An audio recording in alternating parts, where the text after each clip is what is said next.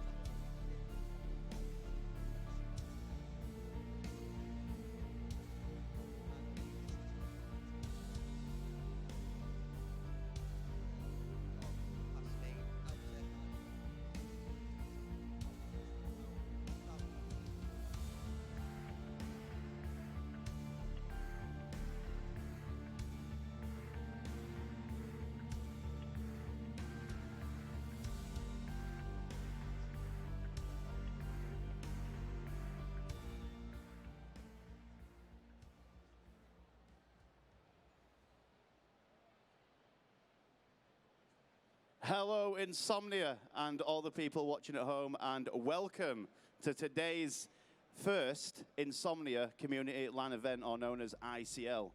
My name is That Friendly Guy, or TFG for short, and here I am joined by... Cracked Wisdom. First of all, thank you very much, everybody, for being down here.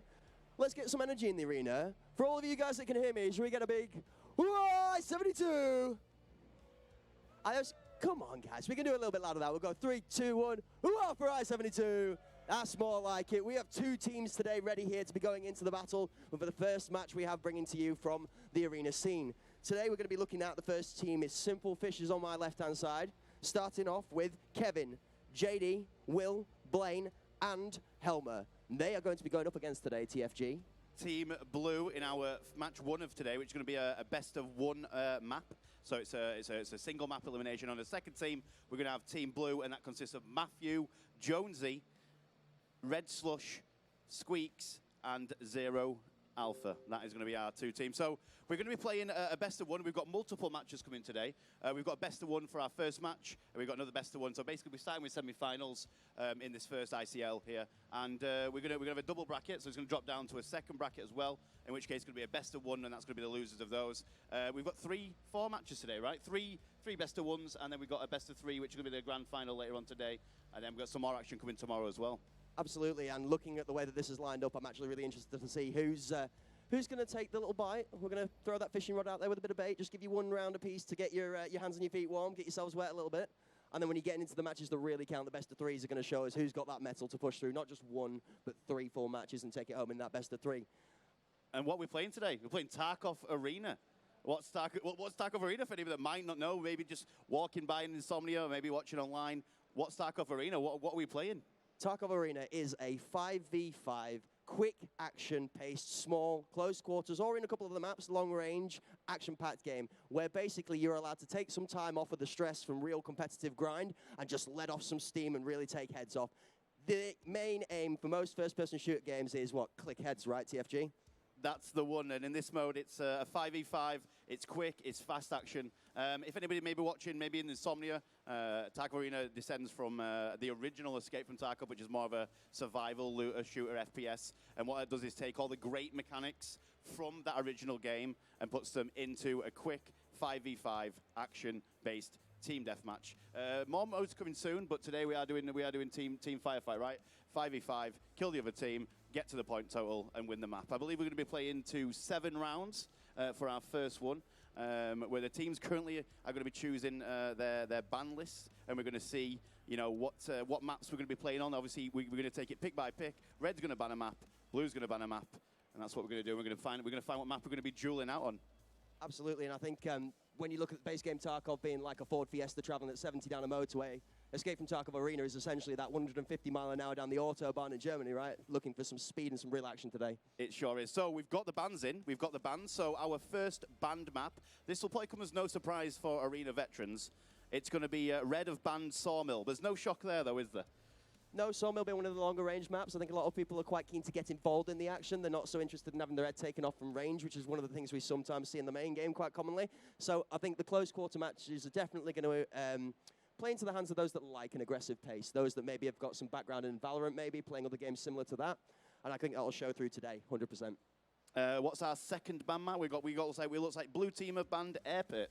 Air Pit being again another quite a long range map. In the center, we've got a plane that the people can go through, and that's been banned by Blue. Our second ban for Red, correct? So coming back now to the third ban, we've got Equator that's been banned by the Red team. Equator, one of the more close quarters maps, and actually one I would have thought might have been favoured for one to be played today. Obviously shows that maybe that some of the guys here are favouring some mid-range maps, so maybe we might see some MDR play here today. We might see some of the mutants or the AKs coming into their own, really. And our final ban is Bay 5. So Bay 5 has been banned by Blue as a 4th map. That leaves us, I believe, with Bowl? Chop Shop, maybe? It's Bowl on the decider, I'm thinking. Bit of Bowl. And we all know what Bowl's going to be. Bowl's towers, so you've got multitudes of different versions of action within Bowl. You've got your towers in your end for your sniping. You've got your mid-range battles from your dorms, from your med side. You've also got the close quarters in that plane, the helicopter right in the middle of the map, which is center focus. Bowl is my favorite map. Like you said, you've got those 2 towers. We spoke about this yesterday in the scrims. We've had scrims over the weekend. And we spoke about this yesterday. Bowl is it's a game of, if you have a great marksman in those towers, they can dominate and really destroy. We saw someone drop, what, 29 kills yesterday? 29 and 8 on that. And the ridiculous part about that tower is it can be played in so many different ways. You can have one person really commit to each of the tiers, being able to pressure from different angles, or I've seen people double or even triple up in that tower for the first half of the round to really get that advantage in the tower versus tower fight. So as you say, is extremely crucial. The other one I'm really going to be looking for on Bowl, favorite of mine, is that push for the helicopter. Both sides coming in. One is a slightly quicker push, so it'll be interesting to see if somebody holds that pixel peak angle from just below the head glitch to the stairs looking in. Yeah, that central control, if you do lose that tower, holding that center, particularly in the objectives, of course, if these do not, they don't end up killing each other in that first few minutes of objectives pop, and we have 2 objectives on the map, one either side. So we have, you don't know where it's going to spawn. It can be A or B. So until it pops, having that center control is going to be key to captain. We're going to see, it depends what type of gameplay we see. Are we going to see people slowing it down? We're on a big stage. We've got a lot of people watching. Are they going to be aggressive? Are we going to sit back? It depends on are we going to see many caps? Or are they going to shift W? Are they just going to shift W and send it? We've got some good players here. I see some team shirts, where we've got team British Army on the right here, repping some wonderful shirts with the name on the back. Absolutely beautiful. I'm sure there'll be a few aggressive play styles from over there. And I know on our left, we've got some gamers as well. Yeah, I was going to say, I've got my boys on the left here representing Greg's with the sausage roll. Let's go. Stand up and show the crowd, my friend. Show them the magic. There we are. This is the Greg sausage roll. He's brought us down. An actual sausage roll. Let's go. Now let's see when he takes the head off if he's going to make the sausages roll. We'll see. Nice to see the Army boys here in the Army gear. I'm expecting these guys to set the pace for us, to be honest with you. I'm looking at some confidence. I'm giving a little bit of a shake from one of the gentlemen on the far end, so we might see the slight difference on that then, maybe a slower pace, but we will see. It's nice to see every single person is smiling and looking ready for the game. I see competitivity in the eyes and a fire in the soul. I see sausage roll. Come here. Come on. Quick. 10 seconds.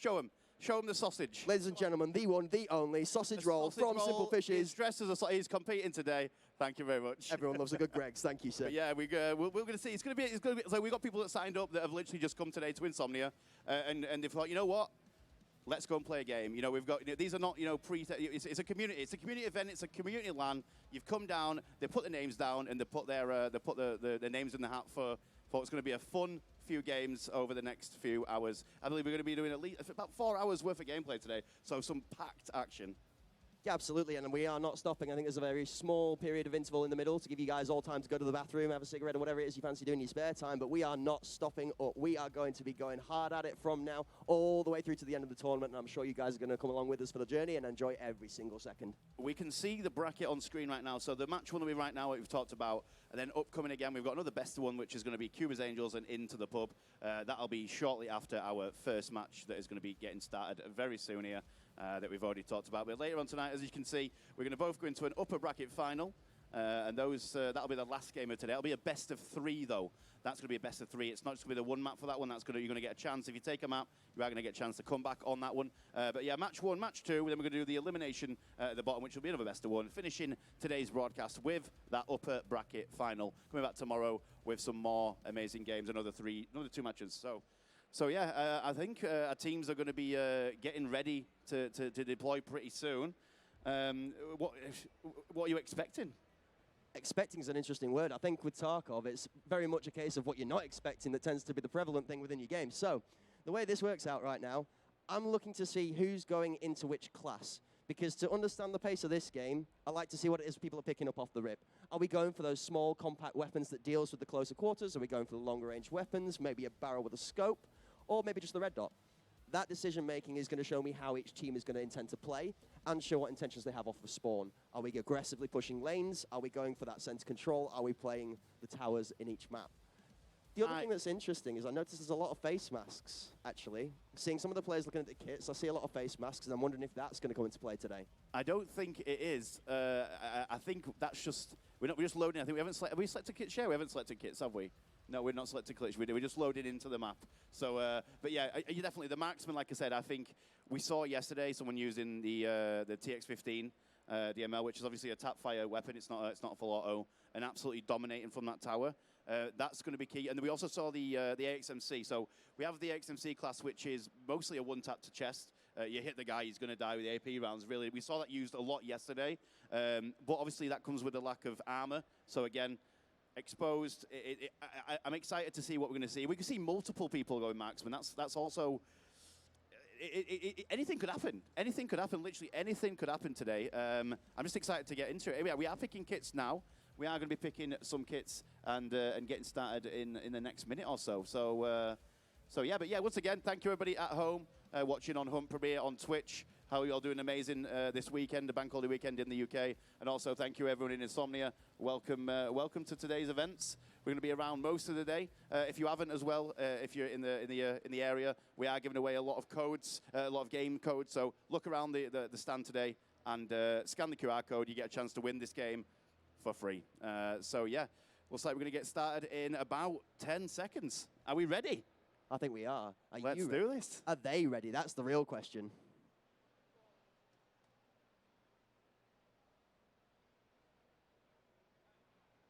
Here we go. Let the games begin. Let's get out there and have a look and see what's occurring, shall we? Let's do this. Okay, already off the rip, I see a Bolty on the side there with a nice long scope. That's looking good.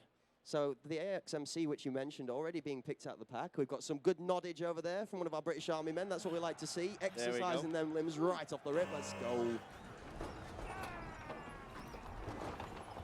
So I am seeing, yeah, the blue team with the one marksman rifle.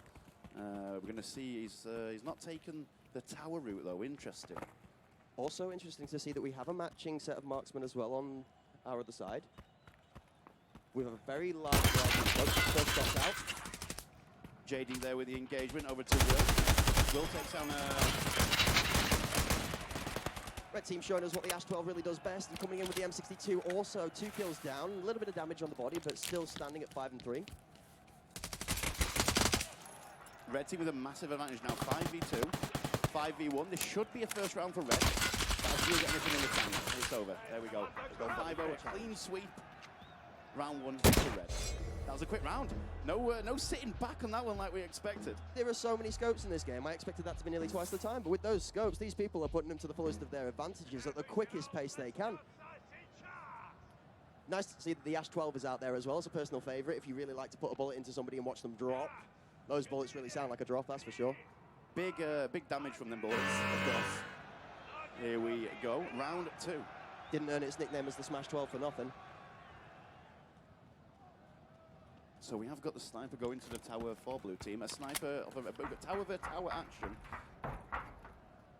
Interesting that somebody here is looking to also counter-snipe the tower, but not from the tower. This is one of the techniques I really quite like. Playing lower angle. Takes a shot, but he misses it. He's going again. He's re-peeking it. He's brave. Again, that XMC we talked about in the pre-match commentary. It's a good tag. Shot registered, only half the health down though from the whole team. 1 down, 2 down, 2 down, an instant transfer. Actually, 2 people. There's that TML from Kevin. On board with Kevin with that takes we also talked. So both weapons that we talked about pre-match, both coming out here. Tier 2 kits we are running today. The bigger boy guns, the big armors. We're going to see big. Yes, it's a real piece. Some of the bigger weapons. There's some great shots from the top there, using the height to his advantage, being able to get that over-angle past the pillar in the concrete block there. But it's a 2-0. It's a quick 2-0. Blue need to recuperate, talk, chat. What's going wrong? What are they doing wrong? We're gonna see on round number 3. Hopefully, can switch things up. Red are going to feel confident now, taking 2 fast rounds, not taking any casualties in those rounds. So they're going to be feeling really confident. One thing I will say in the second round, though, good to see the blue team actually pushing for a fight back. Remaining 2 members left in the red team instead of the full wipe. So clearly British Army getting their shoes settled in there. Looking to maybe see if one of our names is going to pop up and really carry the team. Maybe it's a Jonesy or a Zero Alpha, Red Slush or Squeaks. One of them is going to come out and really show us their work. We're on board with Kevin with that TX-15. The Voodoo, one of my particular favourite sites. Some good shots down range with the red dot there. It's a good volley of shots. Again, the Ash 12 has just taken down the blue team in the background there. We just sort of keep off camera. Really is a no-nonsense gun as the Ash 12. You wouldn't like that as a female partner for yourself because she definitely wouldn't take any nonsense. She's wearing the trousers in that relationship. We see the AUG here as well. And another favourite in the arena, the AUG. Very good on the recoil. Recoil very, very, very minimal on this. Interesting to see a Spectre being used here. It's one of the scopes that I'm quite a fan of, as opposed to some of the cleaner options. You get your Vortexes out there, and the new 6 scope is also very good as well. Sniper goes prone, steady aim, look in, control it again, controlling the map, giving communication to his teammate where he can see BP and what's happening. He's still up there. Last of Red thought he was chasing Last of Blue there, but it looks like they were actually following teammate round. Maybe a little bit of friendly fire. Good to hear our scouts getting a little bit of audio as well, getting involved in the action, hyping us all up. 3 seconds until the objective pops. This is going to be tough for Blue to fight that again. And there's down. No time for the objective. Gently leaning he's the down. box and fall. It's a quick 3-0 from Red.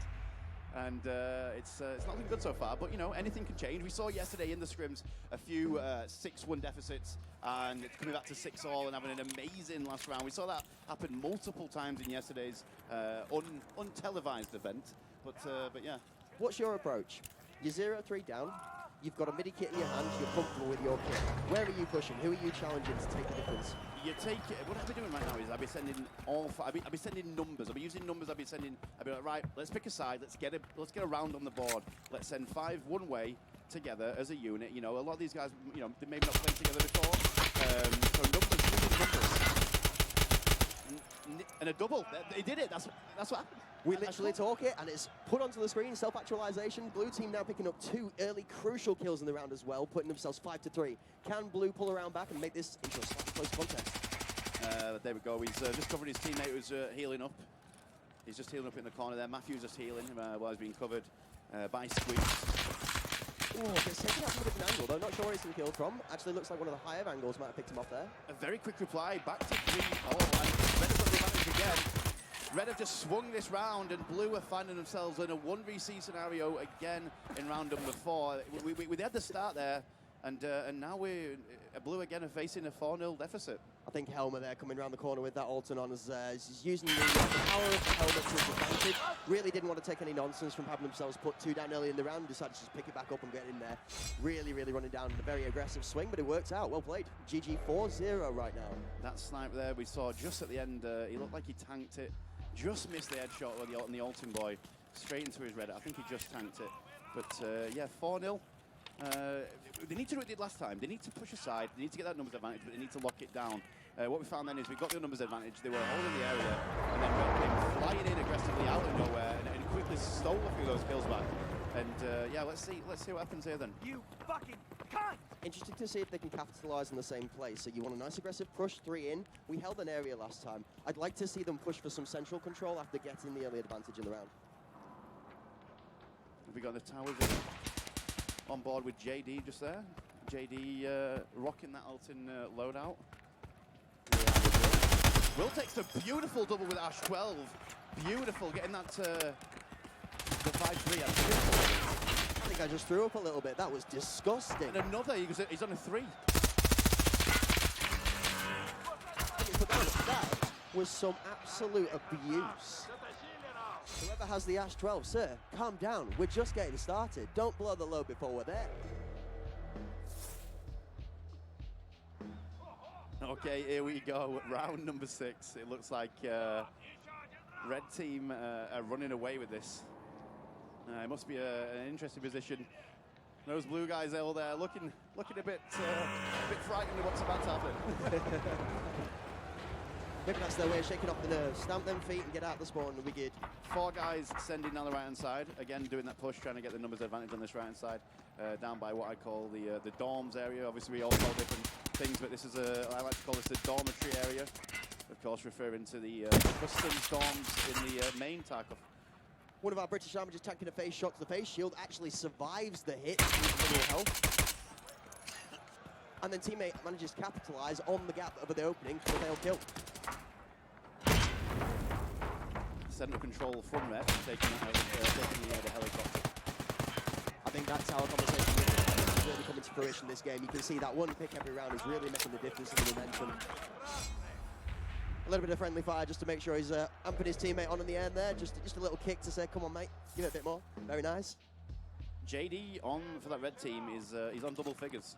We're 6-0 in. He's on 10 10 kills and a singular death, it looks like. He's on double figures now. Yeah, he's on the double. It's JD for Team Red. He's slaying out as he goes. That's an infinite KD, sir. We've not died yet, right? Oh, is it the other way around? I don't know. We'll have to find out now. Kills to deaths to assists. Kills to assists to deaths. One of the two. Here we go. Match point. Of course, we are doing a best of one, so if Red Team are to take this down right here, it will be them going through to the grand final best of 3 later on today.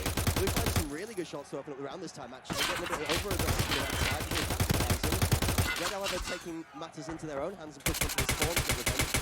Oh, caught in the med animation. We all know the pain of that one, folks. Ooh. I actually thought he was going to miss those, and Blue was going to swing around and finish him. I think he got him with the last bullet in his mag. He was close to whiffing that. What was it we say in the Tarkov community? One tap. Just the one bullet. It's all you need. Just the one, not 13. Just the one. Okay, this is he's in his final stand, and he gets taken down with that long-range sniper. That's it. That's a good shot. He's right there. 7-0 sweep. Congratulations to Team Red. Well done, Helmet, Kevin, Will, Blaine, and JD. Congratulations, that was well done. Good effort, boys. Good effort, Blue. You put up a good fight. You did. You put up a great fight. What I'd like to see is every single one of you guys is still smiling. Did you enjoy it? That's what we like. That's the main thing. That's the one. one. It's all about having fun. Well played, boys. Thank Let's you give very a much round for of taking applause, part, guys. everybody. Appreciate Give these guys a round of applause. Well done, guys.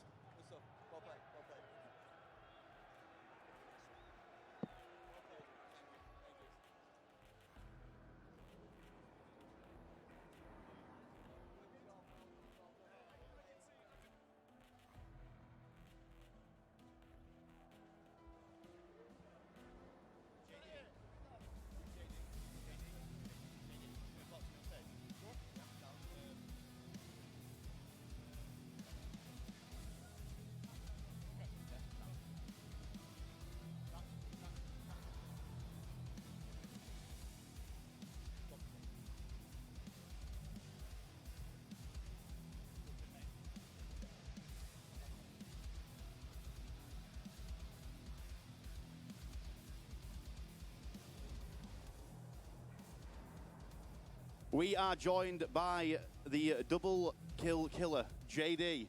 Here he is. How did that feel? Oh, it was amazing. I got a recommendation for the class, and it did not fail me. Honestly, I've never played it. Where is my There we go. We'll fix that straight away. So yeah, 7-0. Did you expect that to happen so fast, so quick, so deadly? Honestly, I was very confident in my team. We did a lot better than we did yesterday. We came in, we showed out. I'm very proud of them. Amazing. So, are you a Tarkov veteran? I'm guessing by that gameplay, you've played it before, right? Tarkov was my very first PC game, so I've been through hell and back with it. Amazing. So, when did you start? Are you a veteran, or it's been out since 2017, 2018? Have you joined? Is it something you played like a long term, or have you just found yourself for the last few years jumping in and enjoying it? I got my PC in 2020, and that was the very first thing. I've seen videos about it for years beforehand. I'm like, that's the first game I need. Amazing. And what weapon did you use in that round? I didn't quite catch it. I wasn't obviously switching between the two. What did you use in that 7-0 victory? I believe it was the AK-102. AK-102, nice. That favorite class of yours, or is it just something that you chose based on the presets available today? Have you got like a favorite weapon class overall in Escape from Tarkov? Are you usually I usually play medium range, and I haven't played it enough to unlock tier 3, so the RFB is my baby right now. The RFB, interesting choice. Not beauty. Not a favorite of many, but yeah, interesting choice. I'm more of a hipfire type of guy, so the RFB is a bit iffy for me if I'm having a game. But yeah, we played on Bowl. What do you think about it? Would you have chosen that based on the ban list going back and forth? Is that your map? If you were to choose a map, is that what you perform well? Is that the map you would have chosen? Between me and my teammates, that's what we chose. We're all confident in it. Personally, the unpopular opinion, I'm a sawmill guy. So That's you're one of few, but yeah, I mean, I enjoy it. It's a bigger map. I think it suits a slower pace. It suits the picking off. But of course, that was the first one that was instantly banned. Yeah. I know it gets deselected in a lot of online play. It gets unselected straight away, and not many people end up on that map. And but yeah, it's interesting that you find that's your favorite one. I mean, it's someone's got to enjoy it. yeah. Okay, so you say you played Tarkov a lot. Obviously, you got your PC in 2020. Any gaming previous to that? Have you got like an all-time favorite game, or is that when have you always been a gamer, or? I grew up playing video games. My brother giving me all of his old consoles. So probably my favorite by hours is the original Star Wars Battlefront on the original Xbox. But favorite in total is probably the Fallout series, Fallout New Vegas, Fallout 4. So another My favorites. Almost shooting. Straight from shooting to yeah, you're a shooting fan. You're a shooting fan in that. Yeah. Obviously, we've seen that. You've slayed out today. How do you find your chances later on? Grand final. You're in there now. You're going to be playing a best of 3, so you're going to need to be more than one map. You're going to have a best of 3 later on. You feeling confident? After what I just did, yes. Amazing. Well, JD, thanks for joining me up here on stage, and well done. Good luck later on. Okay, appreciate it, mate. Thank you. Well played, buddy. Cracked. 7-0. That was quick. It was a wipe. Confident, powerful performance from the red team. 7 is the lucky number. 7's the magic number, right? So 7-0 from the first team. I mean, somebody's going to make 7 to win the map, but 7-0 really is. I mean, we're kind of almost at an internet meme 07 at this point, aren't we, if we do it backwards? Thinking about it. No, I think the pace there was dictated by the fact that they were very confident. Like mentioned, somebody had recommended a class to JD there. He's taken that on board and really embraced the community side of it and gone, yeah, I'll listen to this, man. We'll see how it does. And it's really paid off. What I'm going to be interested to see is if they can carry that power through into the next best of 3. 'Cause like you said, it's not just one map anymore. So I'm not saying it's a fluke, but it's good to see the repetition, see it done again, just to make sure that they definitely got that skill level there. We definitely saw, I think what we saw then is we saw a bunch of people that probably regularly play Tarkov or Tarkov Arena against a bunch of guys that, the British Army lads that obviously are here today at Insomnia with their own booth as well, jumping in and having fun. And that's what you said at the end there. It's not about the winning. We've had a laugh. They've played at Insomnia on a LAN setting, which is, have you played many LAN settings yourself? Have you found yourself, it's a different ball game when you're here. People are watching, there's crowds. Someone's commentating on you. It's a different pressure to sitting at home and playing on your own in the dark, isn't it? It's a bit different. There's like 3 things that stand out to me at a LAN event. You put your headphones on and you realize that those noise-cancelling headphones, they don't really cancel too much noise. So not only have you got to contend with yourself, your Discord, the game audio, but you've then got all of us on top of that and the audio from the arena and the atmosphere around you to get inside of your head whilst you're trying to lock it in. I'll tell you now, I know that for sure. For me, that's quite distracting, but it's one of those atmospheres that pumps the adrenaline, really makes you feel like you want to be here, and it really pushes the competitive side and those people that are really trying to find the edge. It really does. But again, I know we said it, but massive shout to the guys just for getting involved. Again, it was a 7-0 sweep. They're into the grand final. Upcoming match, we've got some, how do I say this? Some big names in the Tarkov stratosphere. We've got some big names coming up in this next one, so we'll dive straight into it. We've got a team, Cuba's Angels, and that's consisting of, who have we got on the teams for Cuba? Cuba's Angels, we've got Wabam, Tim Tam, PB7, Kana, and Cuba. Now, if any of that wasn't a tongue twister for you, try saying all 5 of those names really quickly 7 times over, and then you will be stuck, I guarantee. Yeah, there's some names. Yeah, I'm sure we'll get some of those wrong when we're casting that in a moment. But again, some people, recognizable names in there that do play this game or are in the scene, and then they are going up against Inter the Pub. So a bit like, I think it's a play on words of Inter Milan, Into the Pub. And that is consisting of some absolute powerhouses that play this game a lot and actually play this game signed for actual teams in the esports. We've got Walker, Blitzer, Cynthia, Fish Goose, and Gandalf. Now that's a team. That's a lineup. I mean, right there we have a princess, a fictional folk character, an animal, and 2 absolutely phenomenal shooters that are both female. So for me, that there is a barrel full of laughs and probably the most kamikaze bucket you could throw together, but I'm actually really looking to see if they might beat the pace of the previous 7-0. With the names that are in here, I'm expecting the rounds to be so rapid and so quick that you're probably not going to be able to keep up with all the kills falling over. And again, it's going to come down to who it is, the last one, last two alive, whether they can really make their body count worth in the fight. I agree. I mean, I like to root for underdogs. Kura's Angels. I'm an underdog. I root for the underdogs. I want you to put in a big performance and make a name for yourselves today right here in Insomnia. That's what we want to see. We'll probably be. I think the teams are getting set up currently. Of course, then what we're going to do is we'll find out what maps they're going to be banning. Again, I probably expect Sawmill to be the first. Interesting that JD said Sawmill's his. Not many people admit that, do they? There aren't many Sawmill enjoyers out there, you're not wrong. But I will say one thing, for all the Sawmill enjoyers, we'll stay strong. I'm here representing because I'm a Sawmill enjoyer too, and I know a few of you there back home in chat on Twitch for the Hunt Premiere. You guys will also be vouching out for your Sawmill experiences. I'm sure the rest of you will all be booing as an unpopular opinion being Sawmill out there, so really interested, guys in chat. If you want to pop in your votes, what map you would go for, something like whether you're an Equator person, that kind of thing, let us know. Jump in, the guys in the channel interact with you in that way. And for any of you here, if you have a favorite map, shout it out. We're always down to listen. Yeah, of course. Again, mine's. Did you say your favorite map earlier? Mine's Bowl.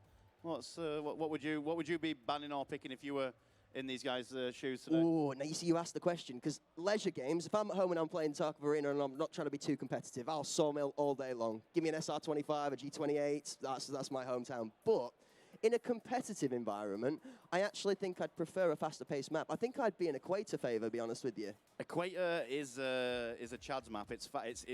You're straight in there. You're in each other's faces. You don't have anywhere to hide on there.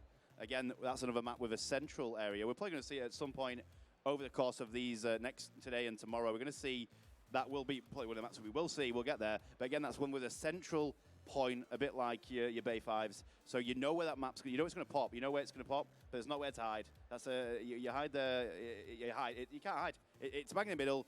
You either fight or it's over. Yeah. Or you do some rotating. I think you've actually made a really good point. And coming on to the sniper battle we had in Bowl there, that actually does transfer into Equator. There are some higher pitches that you can get to, but they're a lot more devious. You notice in a couple of the lanes, there's a couple of concrete pillars you can mantle up on top of, which allows you to get the height advantage over your enemy down the lane, and they can't actually see you. So there are some map knowledge experiences here that we may see come into play on Equator, for example, some that are also prevalent in other maps as well. So again, skill with a weapon, part of your crucial instincts within this.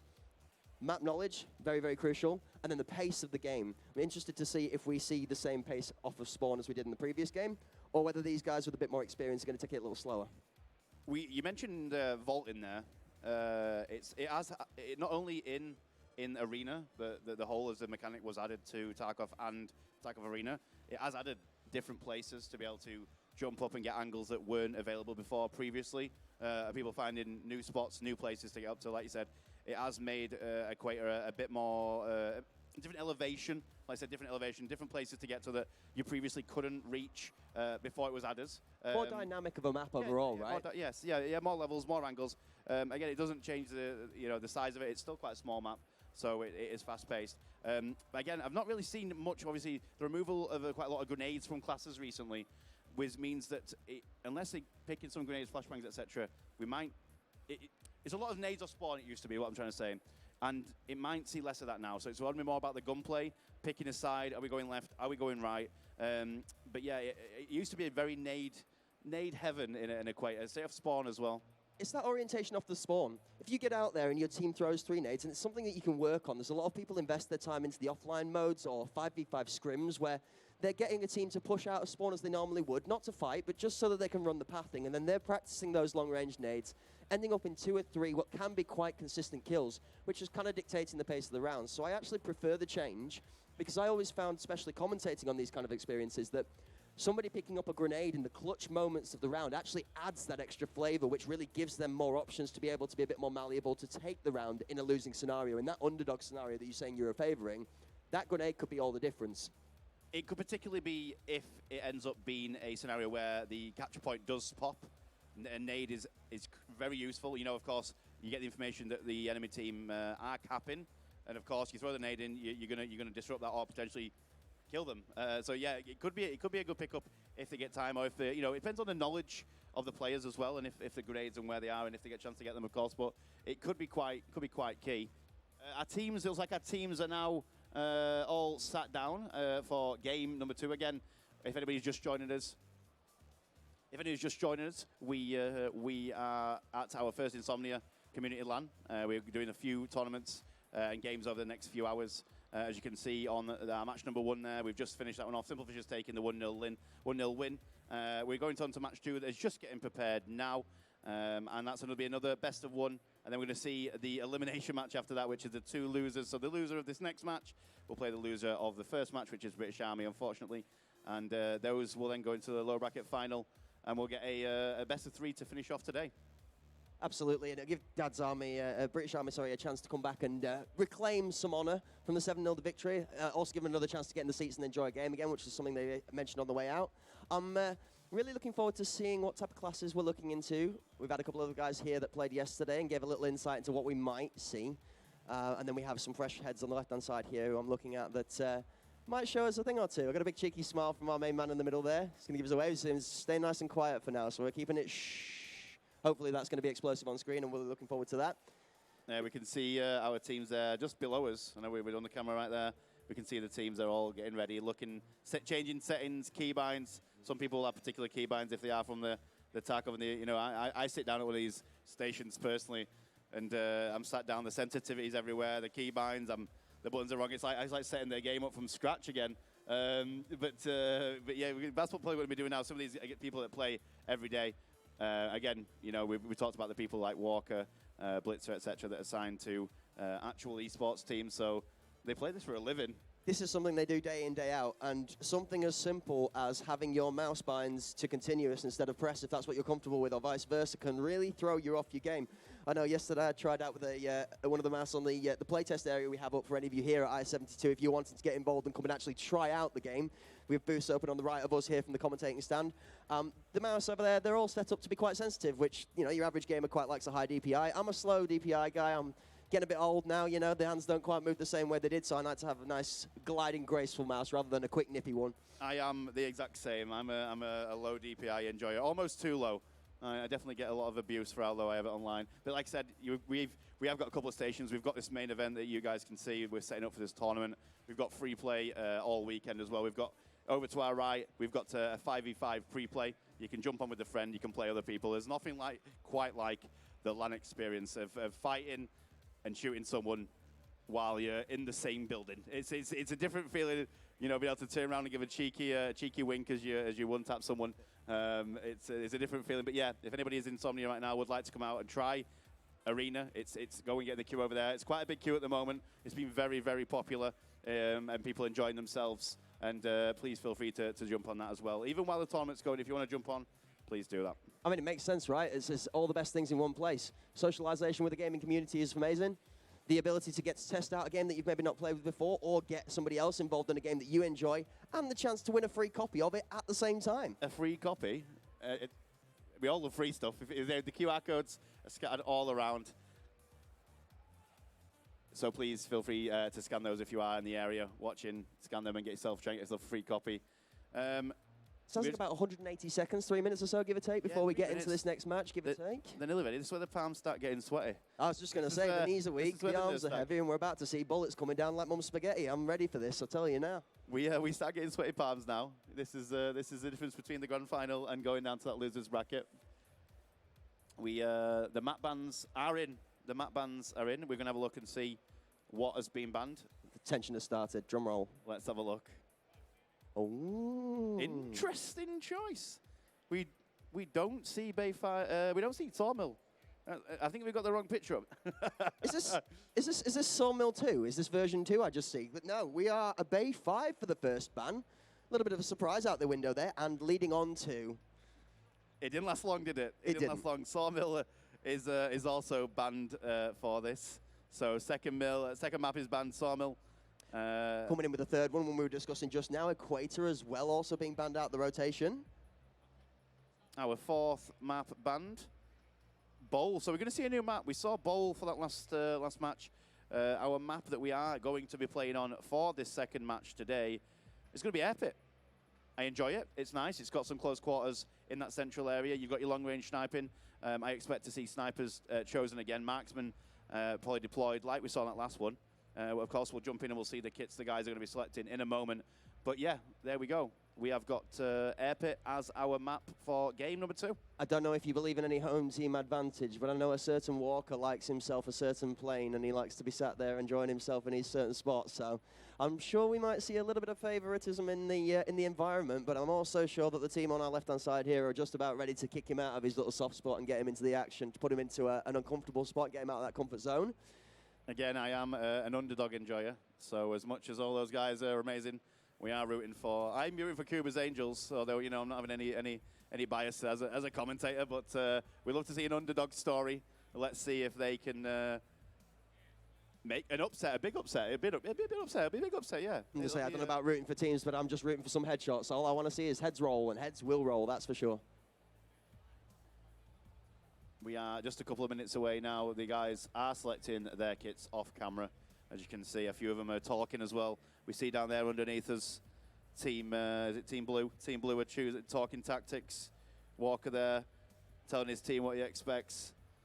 There's some serious conversation going on actually between both teams. Both teams taking it really seriously, having a look at what's going on with the matchups. I say that, and then Icon over there is just having a casual conversation. I think this is run-of-the-mill practice for our gentleman in the middle. A very serious discussion. I'll be curious to see what's going on. There we go. Looks like we've got Nonny there in the background. Give the wave, Nonny. There we go. Moral support mascot for the day. Nonny's smiling nice and big for us. Is he coaching? Is he scouting for Cuba's Angels? But as you can see, guys, that is our setup today for this tournament. And here we are. This is our red team. Oh, I believe this is red. Yeah, are we on red? I think we're red. We are red team over on the left-hand side. As you can see on the screen just there. See Kendra down at the end, give us a smile. Some of the guys that are watching at the back, giving a little bit of raise of the hands. That's it. That's what we like to see. Let's go. Everybody ready for round 2 of the event. It looks like our competitors are even slightly confident there. Was that a little smirk I saw? Keeping that one quiet for the time being too. I'm excited for this one. I'm excited. I feel like this is not going to be a 7-0. Did you just see what I saw with an angle straight keyboard? We've got a setup going on here. We have 145 degree, or one straight line, 145 degree straight line. Are we making a Jenga block with the keyboards, boys? Is that what's going on? I love it. I tell you what I have seen this weekend, not something I've ever tried, is the monitor this close.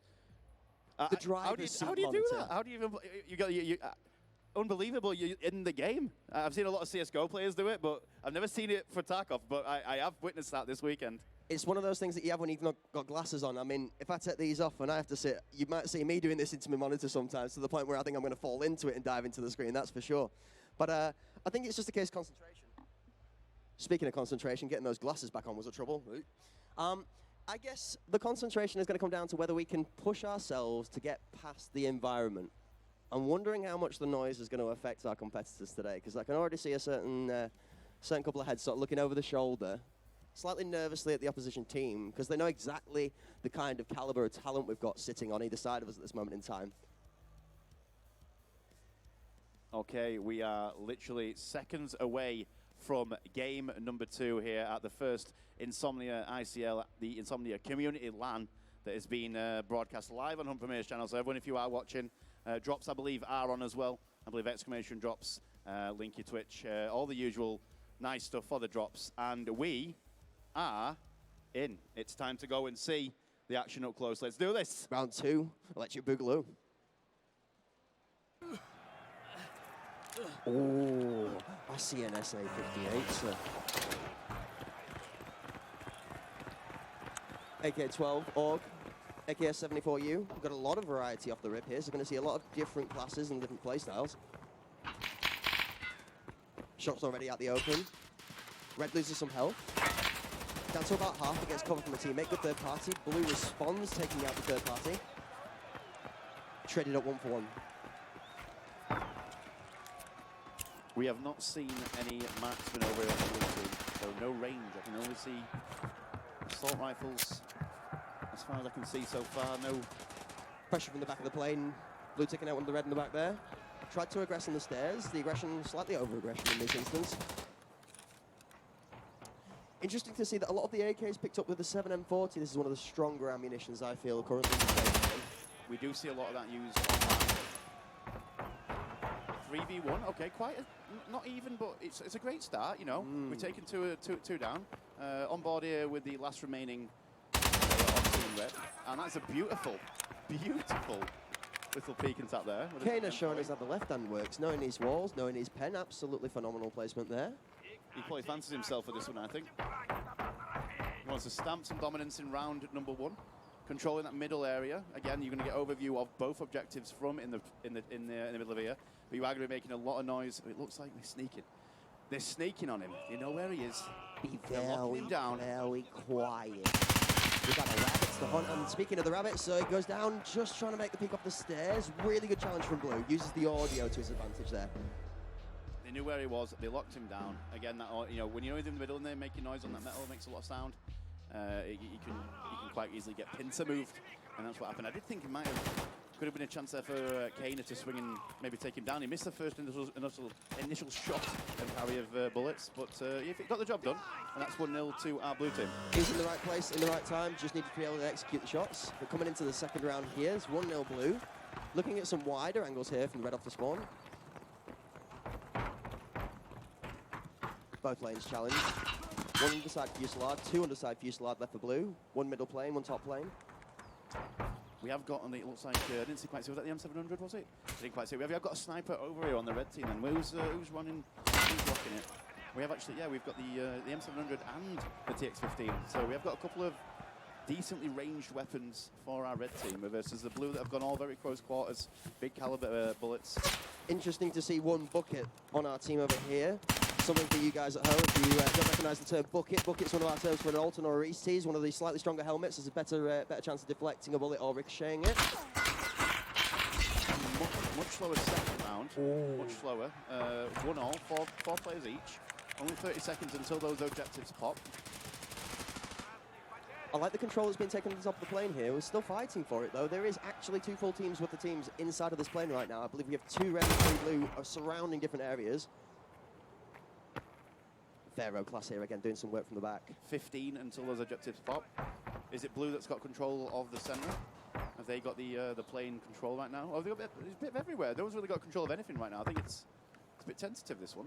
It certainly is. Okay, here comes the objective. Engagement from blue. That's down to 2. To 2v3. The objective's up. Which side's it on? Some insane jumping, hop, leap, step, and a jump, and he rinses him. The hip fire straight in the face. Headshots everywhere.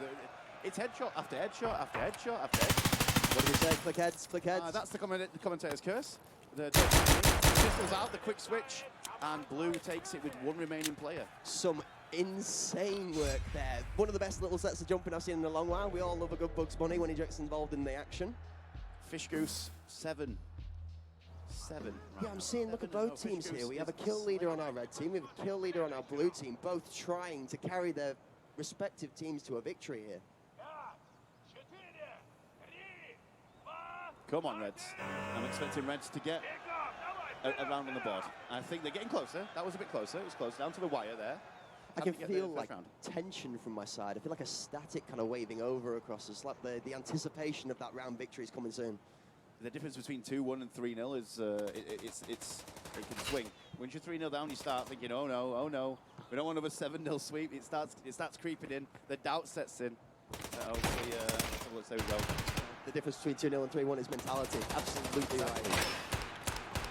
So a quick kill there from the blue. 2 quick kills, but response.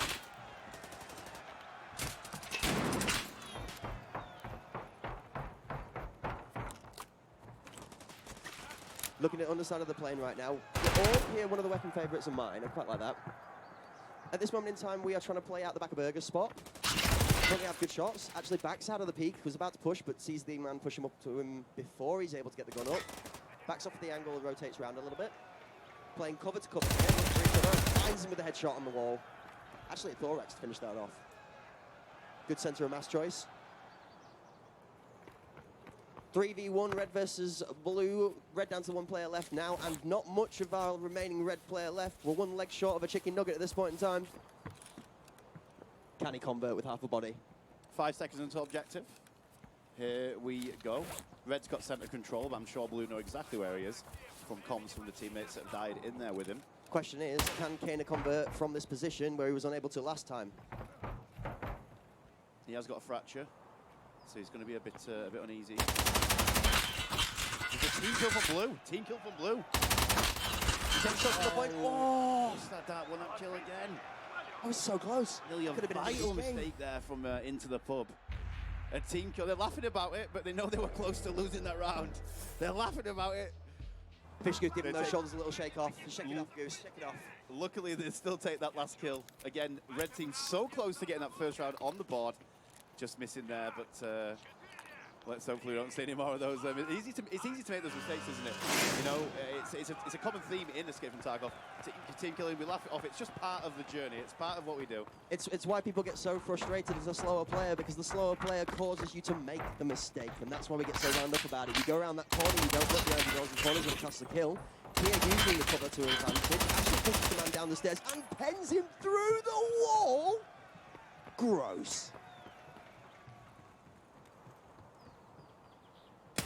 Great shots off the peak. Blitzer taking down one with the AK with that BS round. Sees another one. He's taken down again by, it looks like the Val. Just an absolute rinse of a shot through a pixel peak from top of the shop into the back of Luke. Reduces the 2v1 to a 1v1. 3v3.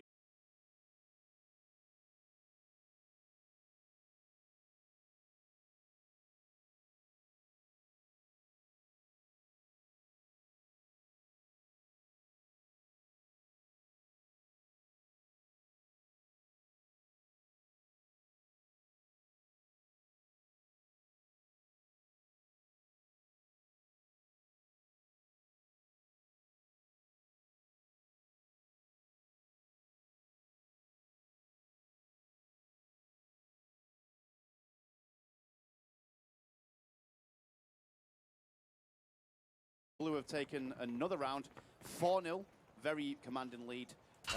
Come on, Reds, let's get that number on the board. That first round will give them a bit of confidence to carry into the next one. We'd like to see a bit of a closer one. I expect it to be a bit closer, but it's that last kill. It's that 1v1. It's the end. It's the finishing that's difficult. It seems to be closing out. It's the finishing that's difficult. That's something I was a little unfamiliar. You threw me off there. Not one I've heard too often, I will say. I will say one thing about this, though. It looks like the fourth round going to the blue team was purely down to a technical issue, which was otherwise known as the gameplay was so great we couldn't show it. Sorry about that, guys. Speaking of great gameplay, we're now 2v5 blue to red. The last two remaining red players looking to try, last one remaining red player trying to make it worth the while. Can we see the underdog 1v5? Now, watching this man in the pub quiz last night was insane. Watching him with a gun right now is not looking too bad either.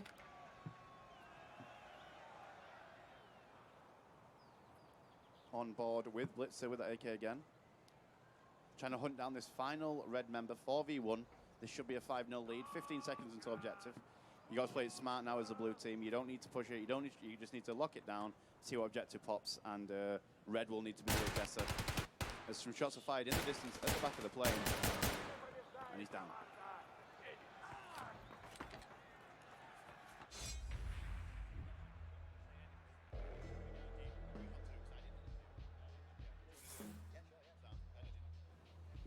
$5-0. 5-0. You know, a bit of shouting here, a bit of team banter. I think I heard "stop sweating, man." That's why. I'm not sure whether that was that us or them. I think it's that hot inside the action here. I'm getting trapped between two sets of fire, and I'm feeling a little bit wild myself. Here we go. This is what we expected. You know, again, the pro players over on that blue team, showing why they're pro players. 5-0 here, and round 6. Let's see if we can swing some luck in Red's favour. Yeah, they do profess to be professionally good at this game, and that is clearly evident by the scoreline so far, although that's not saying that Red Team hasn't put up a good effort. There's been 3 rounds so far that absolutely had full contention in. This one looking like it might be a little bit similar to the previous, but still managed to take some health off of blue. We have 5v3 right now. Interesting to note, the main player for Red on main stage, 9 and 5, is still on the map, so potentially turning it around. Good shots traded in the lane. We don't seem to see, maybe I'm missing it, but we don't seem to see Blue are letting Red take that plane and then picking them off. That's what it kind of looks like to me. Blue are making a decision not to really hold that central area and just hold back, look for the angles in. There's lots of angles into that plane. There's windows, there's doors. You can shoot through the floors up. There's lots of ways to pick them off, and I think they're walking into a trap almost. Do you feel like playing into the lanes when somebody has center control of the plane, you're actually more threatened in those outer shops from the higher angles through the windows and stuff than the safety you maybe feel if you're just challenging down the lanes or something? Yeah, definitely. We just saw a lovely little tap from Kana there. Kana's he's getting pushed now though by these reigning 3 blue players. This is the one time being in the middle is not necessarily the greatest to your advantage unless you are very good at reacting on the spots. There are 4 rotations here, 2 sets of stairs either side of the plane to go from the upper level to the middle level. Doesn't want to be pincered, but wants to be able to actually use some of that cover to confuse the remaining 3 members, something very commonly in Tarkov that you would aim to do. Oh, and unfortunately goes down to the amount of fire, sheer volume of players around him and just cannot pull it off. And there is 6. Top player over there. We've got Walker, is it, at the top of the leaderboard with the kills. He's on 12 kills. He's we said before the map that Walker enjoys airpit, and he's enjoying airpit. Enjoying is the right word, and I think what says it, do you enjoy it 12 times? 12 for the 4? He's definitely enjoying his comfort, and as are his teammates as well. Everybody dropping kills left, right, and center, but really leading the team from the front. This is a nice little peek off a spawn. I like this. You see, this is what, you know. Now they're trying what we just talked about. Maybe they're going to let there we go. They've let the blue enter that middle plane area and take one down. They've got the numbers. Come on, Red. Come on, let's get that one number on the board. See it, bring it home. Let's get rid of that donut, shall we? Let's get a round on the board for Red. Come on. I'm not sure if this overconfidence with the pistol might come back to bite them in the backside. That's it's a very spicy angle. Don't get me wrong though, clicking head still counts. Even if it's a pistol, that bullet will still one-tap you. We saw a quick trade there, so again, Red still, numbers wise, got the advantage. A parry of shots over there from Fish Goose, not taking the kill though. Great shots with the valve. Interesting that we're seeing a lot in the parapets, but not many actually picking up the sniper rifle to use it from the shop. Okay, big numbers advantage for Red. Is this the moment? Is this the round? Is this the one round? Are we going to do it? Are we going to see it? It's like one of those things, what stays in Vegas, stays in Vegas. We don't talk about the round that they won because they haven't won the round yet. So we're going to not curse it. And in that, we're going to say that blue goes down. Oh, good shots, but doesn't manage to get the kill, actually. Rotating and getting out of there as he's low thorax. It's a really good rotation, actually. Underplane, I feel like, is the safest place once the round's developed a bit because you've got the malleability and gets a clean kill. That's 2v2. Objective is up. Who's got the side? Who's got the angles? Who knows where it is? It looks like blue has plane control. It's 1v2 now. It is all down to Kana. 1v2.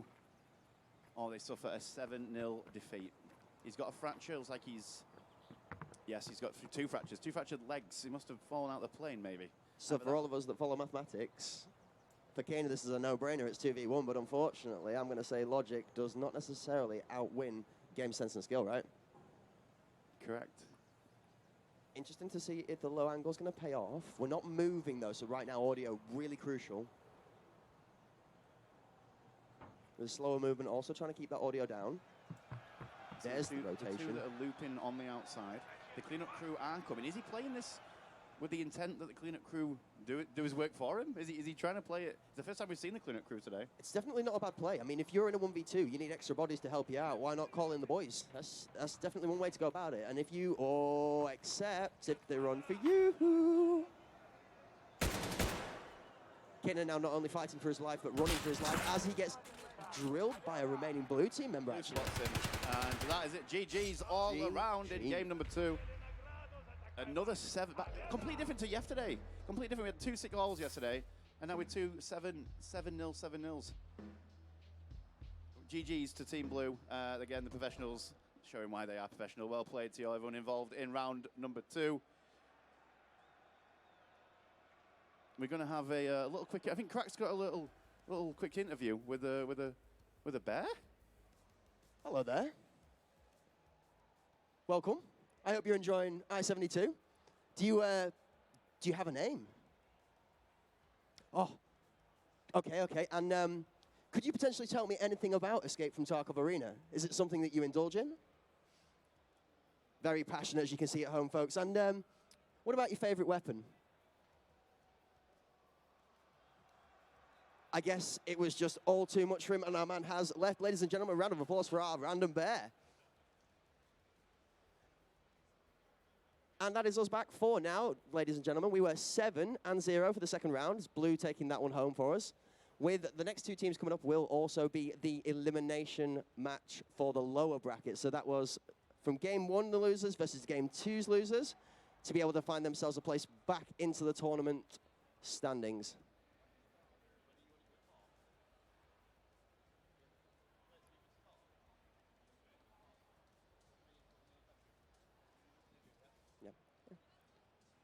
I believe we may also be being joined by one of our winning team members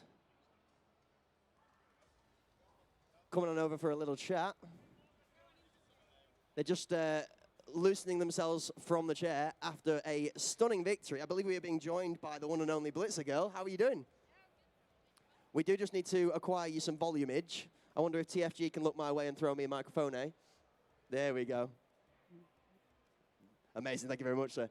Hello, and well done, well played, GG. Thank you, mate. How did you find the opposition? Yeah, it was really good. I think we got the map pick on our side. Walker and I are very comfortable with... you can.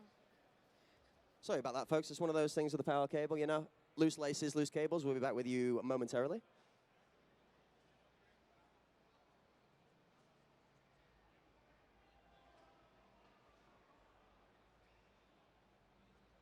And we're back. And we are back. Welcome back. Sorry we missed you guys. We are back here with Blitzer Girl. Just having a quick interview after the last round as a 7-0 victory. So you were saying you felt very prepared. Yeah, I think we knew that Kana would just play the plane. We left him to it and killed the rest of his team around him. It was pretty much GG from there. So that was the tactic, was it then? Was to put Kana in the hot seat, make him really sweat it out after a good night last night, and then just tear him to pieces, basically. Yeah, exactly. Well, it did seem to work a little bit, I will say that. Not going to lie, you did have a crew of talent right next to you, and I do think opposition played a good part in it. But coming more onto some generics with the game, do you have a personal preference when it comes to picking kits? I'm a Weaver player at the moment, but if only the Mutant got some better ammo, I might choose that gun. But I definitely play the Weaver a lot more. The Mutant now having different ammo to what it had in previous swipe, right? It's had its toned down a little bit, so it's just not as strong as it used to be. Any thoughts about maybe weapon choices for the next matches coming up? Are we going to stick to the AK or maybe look at the Mutant potentially? I'll probably stick to my gun, depending on the map. Maybe on Sawmill, we might have some long-range fights, go for the Hector or something like that. And do we have any, can we get like a little sneak peek into what potentially you're thinking maybe maps-wise, or are you saving that little secret for when we come around to the best of 3? I think all the enemy teams just ban Sawmill, but I don't mind playing it. Ooh, I'd be interested to see if we can get a Sawmill out there. So talk to me a little bit more about yourself. If you had a preference when it comes to gaming, so you're not just obviously Tarkov related, I'm sure you've played many games in your time. What's your all-time favorite? I've literally only played Tarkov for the last 4 or 5 years now, so I don't really play other games outside of it, to be fair. Hey, if you're good at it and you enjoy it, why would you change the game? No, that makes absolute sense. If it ain't broke, don't fix it, right? Speaking of not broken, 0 losses. Are we going to be able to carry that through in the best of 3, do you think? Are we looking for a straight clean sweep, or? Yeah, I think the winners from the last team might be difficult, but we'll see how they do. So you're expecting some strong resistance next time around then? Yeah. Fantastic. And is there anything that you've particularly enjoyed from the new kits and the wipe? Anything you think particular is really beneficial with the changes? How have you found vaulting, for example? Vaulting is a really good mechanic. I'm glad they added it to the game. I think a lot of people in the community have been asking for it for a long time, so it makes a lot of good angles in Arena especially as well. So. Yeah, absolutely. Not seeing too much of the vaulting to potentially play the slower play, but there are definitely like 1 or 2 very specific scenarios that you can actually get an advantage from that, which you could be looking into. And then I guess, what's your favorite style of play within Arena? Because there's a lot of people that are quite aggressive into the middle. They're like that central control. Are you a central player? Do you play between and float, or do you prefer the ranged attack? I'm a bit of a mixture for my team, a bit of a flex. So, as you know, some of you might know, I play for Into the Breach for Arena Pro Team. So we sort of all have our own roles in that. So mostly just doing a mixture of the 2 at the moment, filling that role. That actually surprises me a little bit. With the name Blitzergirl, you'd expect quite a Blitz-like gameplay, but if you say it's slightly more controlled, that definitely makes sense. And with the lineup you've got with you, you've got some real hot shots, some aggressive players, having some with a little bit more confidence and stability within that gameplay. Maybe that's the glue to the team, that's it.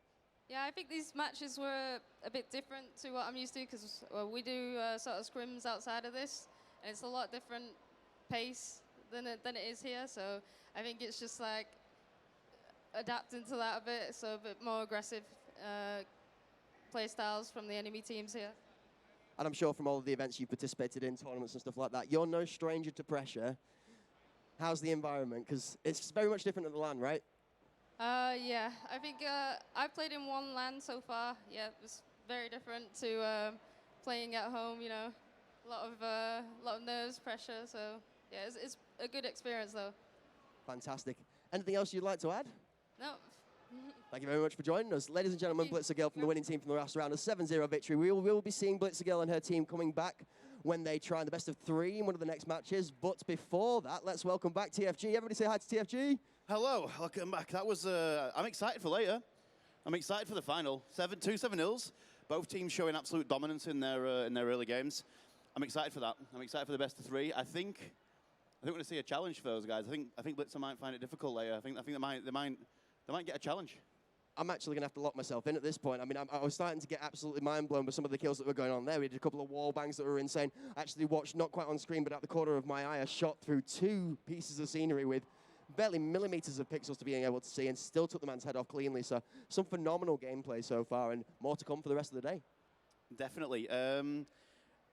Blitzer said there about the switching the maps and switching the weapons based on the map. That's interesting. What I tend to do is I pick a weapon and I'll use it regardless, and I'll just use the map to my advantage if I'm going to play arena. So if you know, let's say if I'm marksman, I'll always try and get long range regardless. And I mean, obviously switching weapons and stuff, most people do. I like to stick with one and get really comfortable with one particular class. Whereas I use the gun's advantage on that map. Does that make sense? As opposed to switching weapons. It's interesting. We're going to see 3 maps later, so we are probably going to see switching of the maps from the pro players. The option to choose, and potentially, like they say, the option to be more malleable to the maps that are chosen. It's not a guaranteed one person chooses one map of all 3. With the best of 3, there's going to be some varied picks, so you're going to have a map you're going to enjoy, and you're going to play a map that you didn't necessarily want to play that somebody else has voted for. You might get lucky and have somebody vote a map you also would have played. You get 2 that you do like. But the choice between the kits is really going to come down to what each personal player does individually. Me, myself, I have a similar approach to you. I like taking a gun into all environments so I can understand the limitations of it, where it's good, where it's not so good. But if I end up finding myself 4-0 down in an arena match, then I'm sort of thinking, you know what, that's the point I'd like to be on my comfort class, on that gun that I know that I can take anywhere, and I don't need to play the range, or I don't need to play the close quarters. I can play me, and I can hold my own, and that's where we're comfortable with it. So we've got this great matchup later, but first we've got another matchup. So the losers from that last match are staying on over on that side there, which is Cuba's Angels, going up against our Army lads, British Army. They're just getting sat down now. They're getting comfortable. They're setting the settings back up again after the previous match, and we're going to see the two losing teams, the 2 sweeped teams, go up against each other. This could be also again well evenly matched. You know, we've seen 2 7s. Yesterday we saw multiple 6-alls, very, very intense. Today we're seeing a completely different side, an absolute sweep and domination from these teams. Yesterday was 6-all. We saw some last map deciders. We saw some crazy comebacks. But yeah, British Army versus Cuba's Angels is going to be up next. And yeah, you had a great conversation there with that bear, by the way. Yeah, absolutely. I got so many insightful just suggestions to everything we were talking about. I mean, from his favorite gun being, and his general daily day-to-day activities being, and I mean his name, I never saw that coming. I really didn't. I didn't even hear it. It was that good. Amazing. We have seen some incredible Escape from Tarkov cosplay. We're going to be, so we've seen some great cosplay. The first thing I saw was Tagilla and Killer. I think I got a picture of those, but yeah, Tagilla and Killer, the second that we opened on Friday. So we've seen some incredible Tarkov cosplay this weekend, and that's one of them. That is just one of them. I mean, we had a gentleman earlier walking around with a full set of quad nods on. black helmet, the full get-up. Honestly, I don't envy that man's job because he's probably absolutely roasting right now, but great effort and commitment to the cause for that here.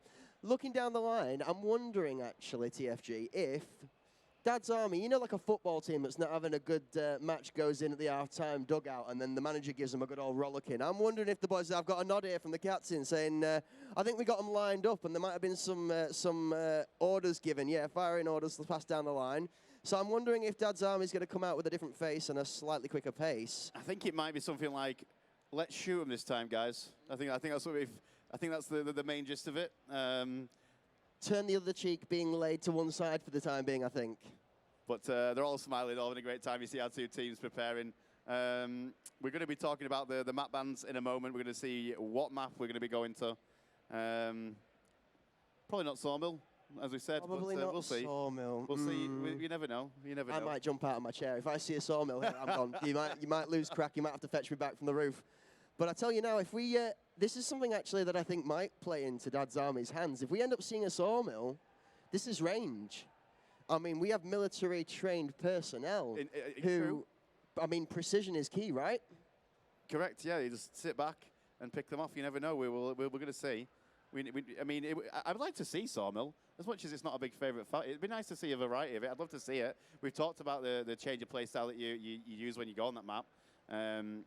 I think that for me, the top is the main place to be. In that top command, that top control on the rocks, looking over the entire area. Of course, Sawmill being a section of the woods map from the main escape from Tarkov.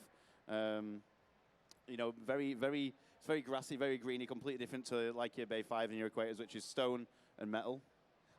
And I'd really hate to hype it up too much, but Sawmill has trenches. I'm just putting that out there. Just putting that out there. So we can see on screen right now, we've got our upper bracket final confirmed. Simple Fishers taking down British Army 7-0. And then our second match we just watched was Cuba's Angels against Into the Pub, and Into the Pub taking another 7-0. So upper bracket final will be later on, will be our final game of today. We're going to get to that amazing matchup later. But first, as we just talked about, we now have got the British Army against Cuba's Angels in the best of one elimination map.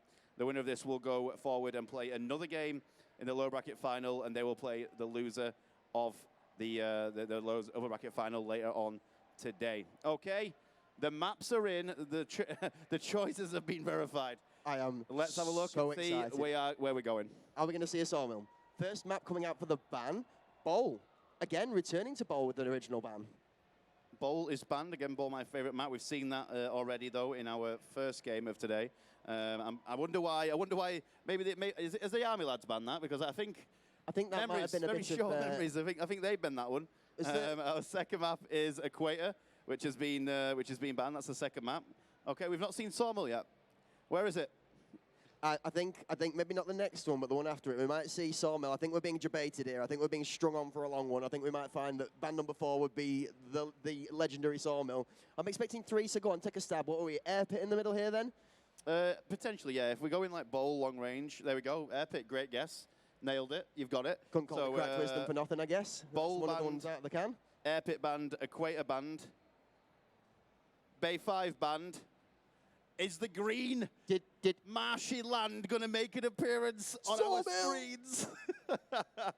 Sawmill is going to be the map we're going to watch. Those trenches are coming out. Let's see how this one plays out. This could be a bit of a longer match, I reckon, than our previous matches. But I'm excited for this. This is going to be fun. I'm not even sat at a computer playing. I've got the same kind of jitters you get before you get started. This is going to be insane. Snipers, range, scopes. So for those of you that are or aren't familiar with original Tarkov or Arena itself, this is going to have a slightly different look to it to the previous 2 matches. There might be a little bit of a slower pace. You might actually see some stacking, some personnel holding cover in a crouched position with an additional personnel holding cover behind him over his shoulder standing. I'm seeing some tactical nods from Dad's Army, British Army looking at positioning. So wondering how our opposing team is going to take on the British Army in this sense. Are we going to follow tactics, or are we going to just trust the gamer's skill, the instinct, the Kana?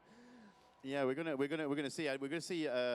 We saw Kana in that last one having a few great rounds. We're gonna see how he does this time on Sawmill.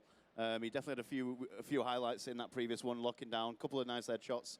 We're going to see how that plays out, see if he can do that same from range. How many snipers are we going to see? How many are we going to see in this one? We're probably going to see quite a few snipers. I wonder if we could we get a word from any of these, maybe. No, I think they're locked in. I think these are discussing tactics. Yeah, I'm going to say they're on the time of their lives over there. Yep. It's great to see smiles. That is the main thing that's having fun on this community LAN event. That's what LAN's all about. Like I said earlier, coming and hanging out. There's nothing quite like playing with mates in the same room. There's nothing beats it. LAN is one of my favorite things. Done it many times before, and it's just so fun. To both the teams out there, if you're not sure what to do, in the words of our best bear advocate that came up here now, and that's it. That's all you need to do. Click heads and enjoy your time. We're picking the classes now. It's hard to see from this far away, but we have got some kits being picked and selected. So we will be deploying shortly, and we will go out there and get involved and see it. So let's talk Sawmill meta, okay? Because every map has it. I'm looking maybe the average team goes 3 at range, 1 at middle range with the ability to fight close, and 1 really with an up-close and personal weapon. As we know, both side has its own barn with 2 floors or 2 sets of windows to peek out of.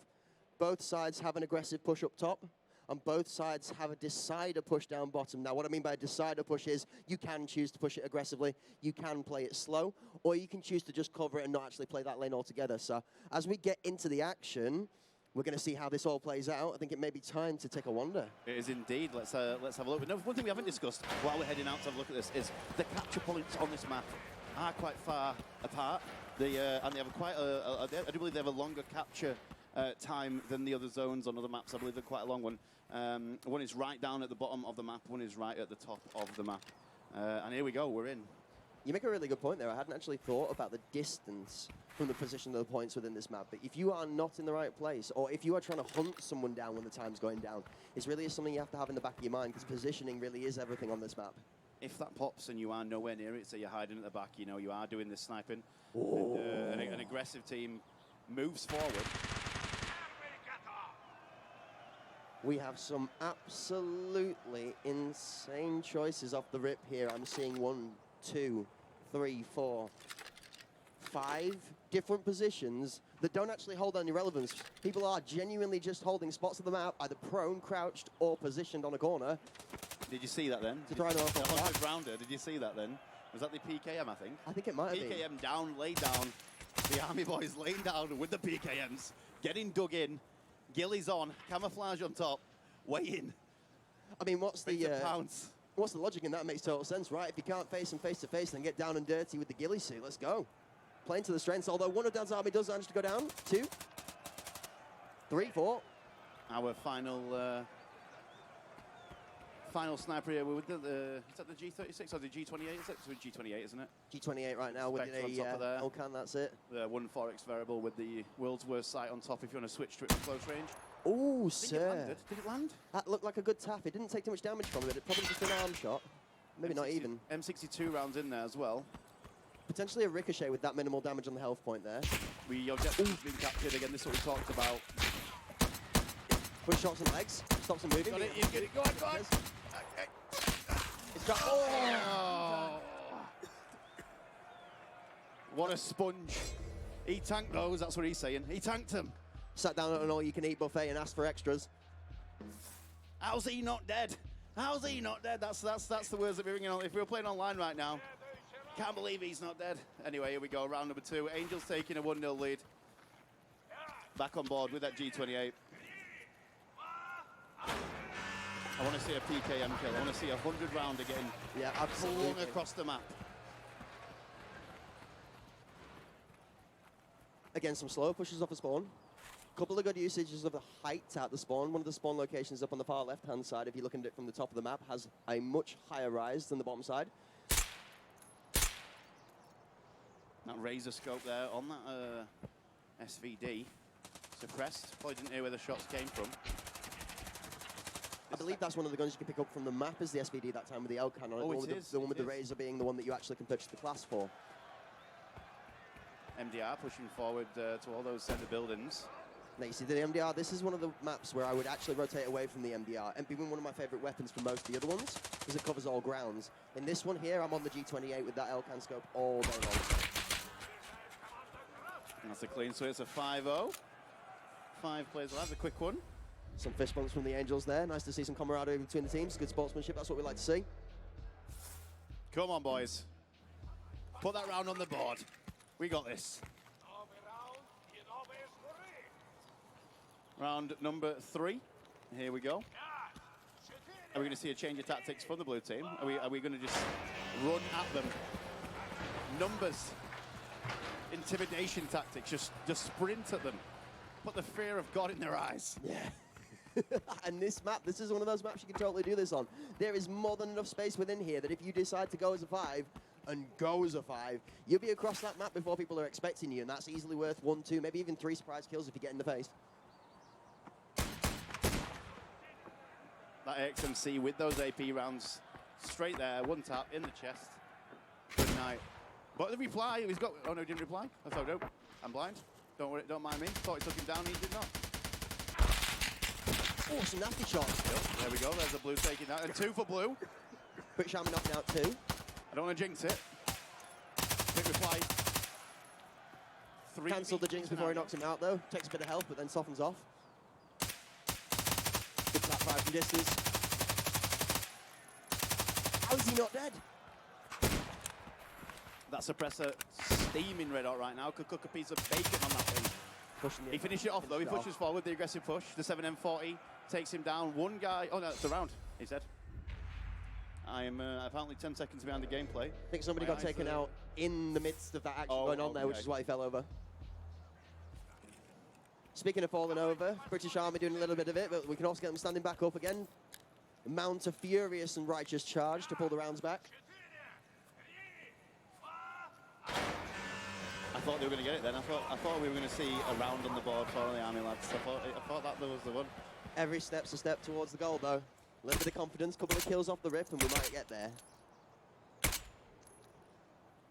Kenny looking a little bit loose on that TX-15, not quite picking up the kills as he passes through his scope.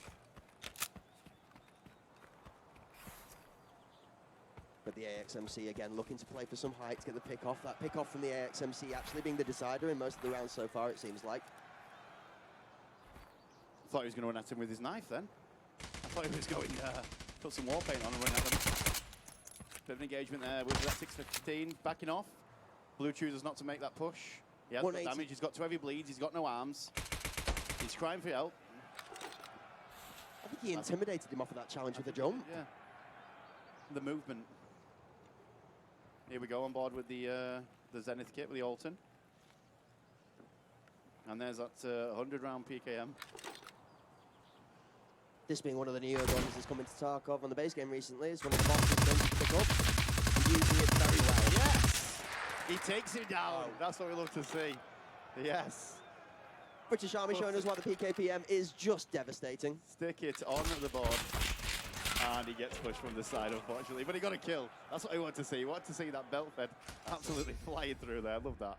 I'm wondering if the British Army are going to try the Roman approach. We have like 4 men in front of the PKPM and walk like a walking wall of meat and then just let the PKPM go wild. Maybe that might be the way to do it. 5 stack, push them in hard. Let's see if the Angels have got anything else up their sleeve to throw them off. At the moment, doing a very good job at keeping the pace and keeping the momentum. A lovely top-down view there of this woody sawmill area as they move through. Swift, there we go, moving up, red team pushing, checking his aim there. And great that this is a spectator. A well-oiled unit, these guys, look at them. Something you guys can get involved in at home as well is if you set yourself up a custom game, you can watch like this as well. If you want to watch 5v5, you want to play with your friends and watch your friends play, you can get involved in this, and there's the option to spectate the game as you are playing. See a laser actually being used here. He's got eyes on, but is he getting to land the shot? He's taking his time. Trigger distance good. Sees the tracer. Looking at the angle. Oh, and gets nailed. One of the snipers from British Army actually doing the work this time round. Has shots in the second. Here we go again. Playing the range, we lose one from British Army, lose one from Angels as well. 2 for 2 so far, 3v3. 3v3. Fingers crossed. They think it's all over. It's not just yet. The PKPM rattling rounds off at last node. Goes down, it's another kill for the PKPM.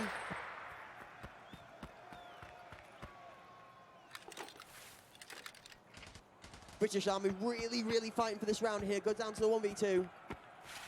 Can he pull it off? Is PKPM worth 2 men? Or is it just too many men?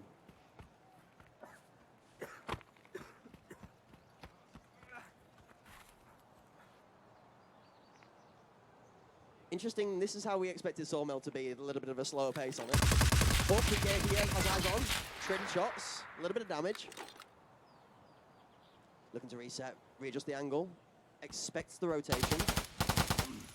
Finds him, but doesn't return fire. He's given a heavy bleed though, and he's concussed. I think he landed in the helmet then. He was a bit concussed. To the top of the head. Hold that button. Lay down that lead. He's going aggressive, he's pushing it, he's having him. Where is he? No eyes, no eyes. He's making no sound. He's in the capping the objective. It's the objective. Got to be looking left, looking right. He's listening for the teammates right now. This is where your teammates want to be helping it out and guiding you to where objective is. Left. Go left and up, friend. Left. Look for the green smoke. On the floor. He's searching. 5 seconds for the point to be capped. He's going the right way. It was a great effort. Nice It was try. a great effort. Really Unfamiliar good with this effort. map. And 5-0 we are seeing, I believe that's Kana there with the 12. No, it's not Kana, it's not on lane, it's 3. It's...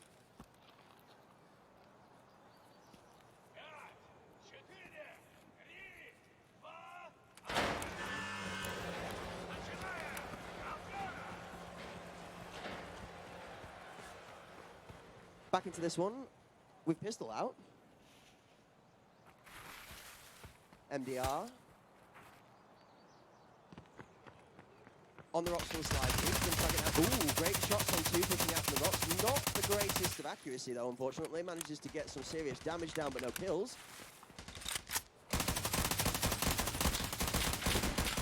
Oh, actually goes for an over-aggressive pick and gets traded 2 for 2. 2 for 2, 3 all quite full health-wise, not taking any damage yet. Come on, Army lads. I think that was British Army Squeaks getting himself in there with a double. Managed to make great work with this SVD again. It's another one I've been enjoying so far this wipe, actually. The change is evident that cemented. SVD feels really good at the moment. It does. The whole recall change made most weapons feel way better than they used to. Really a massive, massive change. I think something that a lot of people have asked for in Tarkov for quite a long time. We've finally received that recoil rework, and we have been seeing many different weapons used. Weapons that haven't been used before previously. People are now using anything to give it a go. We're not going to say a single thing because we're going to carry on talking about that as one of the remaining red team members does manage to fall over. We are currently in a 3 to blue, 1 to red scenario with the potential that they might take home another round potential win. It's 2v1. It's 2v1. The pressure of the whole Insomnia on these two boys right here. Can the British Army members Get one. find it within themselves to split and pincer? We've got one. We've done it. Let's get a round of applause for these boys. Let's go, Well British done, Army. fellas. We've done it. Well done, guys. Well That's played. it. Fist bumps all around. Good stuff. Obviously don't play Tarkov, but they've got one on the board. Well done, fellas. Well played. There we go. Look at them. That's it now. They're locked in. I'm going to say, I think this might be the turnaround point. So our man on the end here with the SVD is currently doing the work, looking to him to be the anchor point in the team. Is a comeback on, Cracked? Is it time for a comeback? Is this it? Is that the round that gets them going? Smell the whiff of a comeback, I do. I'm looking for that SVD. I'm expecting 1, 2. 1 blue, 1 red goes down. Second blue goes down. Nothing yet. Nothing yet. 2 SVD kills. Other way around, apparently. Oh, a pistol kill. Disgusting.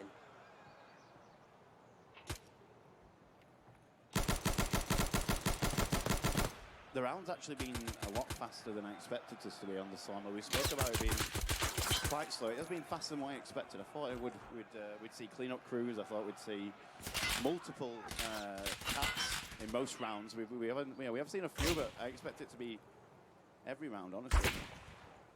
Actually, I think British Army have managed to intimidate our Angels here. You notice how much more slowly they played that round. I think that's a moral victory overall. They put the fear in their boots. Oh. He's low. He's pushing one bullet. Will do it. That's the one. There's a takedown. Well done. Reloading that mutant. That's one way to finish off a 3-piece chicken nugget meal, that's for sure. He will know now where this last remaining blue is. The comms on the team will told him where he is. We had a jump then. Was that a jump? He has got a low thorax. He definitely needs to heal that with one of the buttons, 4, 5, or 6.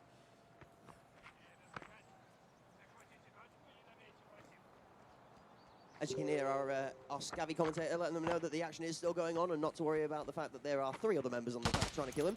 Pushing out, good shot, great kill. Beautiful takedown, well done. The mutant there taking the headshot. But the last 2, Trig, there we go. They knew where he was, they blocked him in. 3 of them all in the surrounding area, and he goes down. It's 6-1, match point to... It's a shame, actually, because it does definitely look like British Army starting to find their footing. Definitely getting closer to winning some of these rounds. But now they're backs against it. 6-1 down. Sorry, red team 1 round away from progressing to that losers bracket final. I think red team realised after round 3 that this isn't quite the casual tournament they were thinking of. And unfortunately, these are not the droids you are looking for. As a bullet ricochets past the red member's head off the spawn. Second one again, not quite finding its mark. 2, 3, 4 in the trenches. Red 3 having a massive game, by the way. 14 kills. Huge numbers being put down there. I think that's actually the biggest scoreline we've seen come home so far of the day, isn't it? It was 11 and 4 was the one before that, but 14 and 4 being absolutely phenomenal. But it did go down first for the round, actually.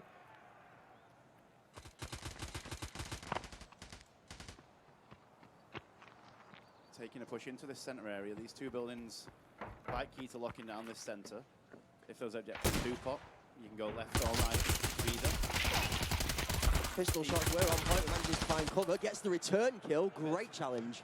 Bit of teamwork there. We saw an organised push in that trench, but the army lad that was down there held them off. Really just killed his teammate. Oh no, it's not his teammate. Is it his teammate? It's not. He shot at him, he didn't, and it's carnage. But we're seeing a 4v1 scenario. Is the Army Boys going to put a number 2 on the board? Come on. The Army Boys are putting pistol shots into the Angels now. They're not just going for weapons. We are trying to put the fear of death into these men. We are 3 seconds away from objective, though. When we saw last time, the boys didn't know where the objectives were. Obviously, they've not played this game mode or Tarkov much. Just jumped in for this weekend to get involved. He saw the green smoke there, so the red knows which one's up. But the boys, are they going to find it? I did notice after that round, our British Army had a little bit of a team talk, a little huddle just to discuss where the points were. So I'm hoping there'll be a little bit better location this time. It is a 1v3. And the red just got rid of one of them, yeah, down to that 1v3. It's a 1v2.1. He's got a slither of health as Blue 7. But the capture is down there. He's pulled his pistol out. He must be out of ammo for the mutant. He's doing long-range pistol shots and lands some. That PKM is about to unload, I believe. I don't want to be standing there with my head over that rock when the PKPM starts burring. That's a no-no. Looking for it. Finds the angle up. He has got a heavy bleed. He's making the push. Here's my behind. Grady actually finds the hit by his set. Let's go. That's what we want to see. An aggressive push. Carrying a massive weapon. There we go. Well done, boys. Taking the second round. Is it comeback on? No surprise that the British Army is making use of the heavy artillery. It's very, very wise, and I like the team play. Again, you made a really good point. That push down the lane with cover and the bait and switch made the difference in the trench. It definitely did. It definitely did. We saw some coordinated moves there. Now all they need is 5 more rounds in a row, and they've got this. It's simple, right? Simple is something we like to think about a lot of the time. They say keep it simple, stupid, when you're playing a game, and simple is the way. Just click heads, he says. 7M40 taking out the first. Close push into own side barn. That guy's patrolling that trench area where the control was lost the last Notice round. Yeah, that house was taken after he'd moved into the field in front, so they knew they were safe pushing into that building rather than just challenging the door frames of the windows, for example. We've got three of the blue down in that trench. 3 of them are down there. They're ready. They're holding that rock area. They're waiting for the red to come walking around it. Is this an angle? He's trying to take on a sniper with a PKP. Is it PKP, PKM? Which one is it? I haven't used that class before. Which one is it? What's the actual? Do we know what that one is? I'm almost sure that it's the 3-letter variant, because I don't remember it being PKP, 4 wrong. Yeah, myself, it's not a class that I've chosen. I know it's one of the big ones. It's one of the big 100-round weapons. You do have to spend a little bit of time getting down to that class, so it's taken a while to unlock for sure, but well worth it when you get there. These contestants have all the tier 3 weapons unlocked today, so they were able to choose. They were able to choose any weapon that they chose. It is available in Escape from Tarkov Arena.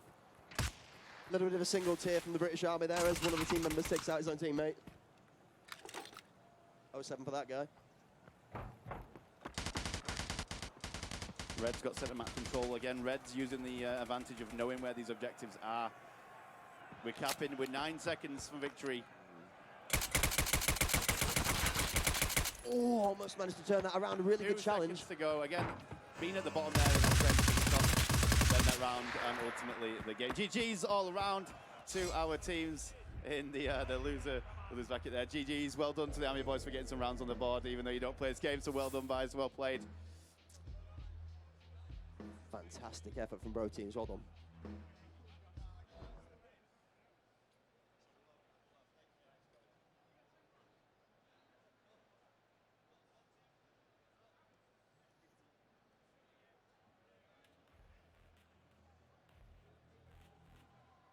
So, we're going to see Cuba's Angels get a chance at redemption in that loser bracket final again. They're going to be playing the loser of our next game, which is going to be the best of 3, I believe, now. We're getting to the big games. So the redemption, they're going to get a chance to go again tomorrow. And you never know, they might fancy the chances this time. I actually, yeah, after seeing that second game just there, I actually think there might be a very solid argument for maybe them not taking the first one too competitively. Maybe just letting themselves ride down into that lower bracket and then coast on up from behind as the dark sheep in the tournament. So you never know, never know. Interesting, definitely interesting. It was nice to see the guys get a couple of rounds on the board again. You know, they enjoyed it. You know, it was nice to see that PK, the big under-rounder, use the PKM, PK something, the big one. The big one. Like I said, yeah, so it was nice to see that being used again. Fun, just choosing it, enjoying it. And it was nice to see him get a couple of kills there as well with it, which is fun. They enjoyed it. Well played to both teams. Of course, the Army boys are now, British Army team are now bowing out at this stage. That is the end of their run. But the Cuba's Angels go forward and march on. Shall we take a quick look at the bracket? Should we see? Should we just confirm that on screen and have a look? That's what we're looking at, correct? Yep, absolutely. So, after the match we've just seen played, the British Army and Cuba's Angels managing to take that 7-2. 2 rounds on the board, though, for British Army, which, like you said, does lead Cuba's Angels on into the lower final bracket later on, and that, I believe, is being played tomorrow, if I'm right? It is. I believe the lower bracket final will be tomorrow. We're going to see our upper bracket final pretty soon. And yeah, again, Cuba's Angels advancing to that. They take the win against the loser of this next one. So it's nice. A double elimination gives you a second chance, doesn't it? Gives you a breath of fresh air. Of course, you know, we've not got a huge amount of teams for this first community event, but at least you get a few games in. You know, even if you lose, you get a couple of games in, and it's all fun. Getting a chance to do this again on this stage at Insomnia is incredible. It's a great atmosphere. Crowds around watching the games. It's awesome. I'm gutted. I'm not involved myself. To be honest with you, I actually, not necessarily on the competitive side of things, but given the option, I'll be jumping right into one of these seats because it is a great experience. And regardless of win or lose, it's something you definitely want to get involved in if you get given the chance. Same reason why we're bringing the options for you guys to try it out whilst you're alongside us here at I-72. And for those of you that are at home, if you enjoy what you see, the game's out there. Go and get involved. If you like it and you enjoy it, then there's tons of hours of plays to be had. Now, coming into our next match, like you said, best of 3. So the environment changes a little bit. It does, because you can lose one and it's not over. You know, you're going to get a second chance at another map. We're going to see only probably 2 bans this time, right? 1 ban each. I'm thinking then we're going to get a map each. and then a deciding map if we need it. I'm interested to see. Again, these two teams. I don't think we're going to see Sawmill this time. I think that was just a bit of fun between the two guys there, just getting involved and trying that Sawmill. We've obviously discussed in length, but I don't think we'll see Sawmill this time. I think we will see a more competitive match. I think this is going to be it's going to be a close game. I think. I think that the Into the Pub guys could find themselves in for a bit of a challenge. We saw some of those amazing shots earlier. These guys obviously are gamers. They play games. You can tell this. We had an interview. JD's getting in his seat now. JD's back in his seat over there. JD's ready again. We had the interview with JD after earlier with the 10 bomb. So he's getting in his seat and getting prepared. And yeah, this should be a very, very interesting match. Good to see that they're locked in. Actually, I'm not sure if our Into the Pub team is ready for this. I don't know if they're expecting quite the flame tornado that's going to cross our alleyway in the middle here and engulf them in the fire that is the competition. I'm actually very interested because the confidence that JD brought was unreal. So, without further ado, are we going to see some players getting into some kits? What's your recommend? Well, here's a perspective. Sawmill might not be a choice of one of the two maps for either of the teams, but I wouldn't be surprised to see a team offer it as a decider. Yeah, yes, it could make a very interesting final map for sure, if it makes it out of that ban, but I don't think it will. I think we might end up seeing maybe an Equator this time. We've not seen Chop Shop either. I don't think Chop Shop's again. That's very close quarters though. That would favour. I think that would favour the Into the Pub guys particularly. If they were to be choosing it, I think that would favour them if they chose it. But yeah, Chop Shot was recently added as a map. The game is getting a lot of updates. It's getting new things added and changed based on feedback. And Chop Shot was one of the maps that was added recently. Maybe not had much chance to play it or practice it in scrims offline maybe, and that's one of the reasons why we might not see it chosen. But it's like a little garage, isn't it? It's like a little small garage area, but very fast-paced. There's a lot of height variations in close quarters within the Chop Shop map, like you mentioned. One side of the map has a vaulted metal ramp that carries actually from both spawn sides to each other. That then looks over one of the main compounds which you need to capture if it's the capture point that pops up.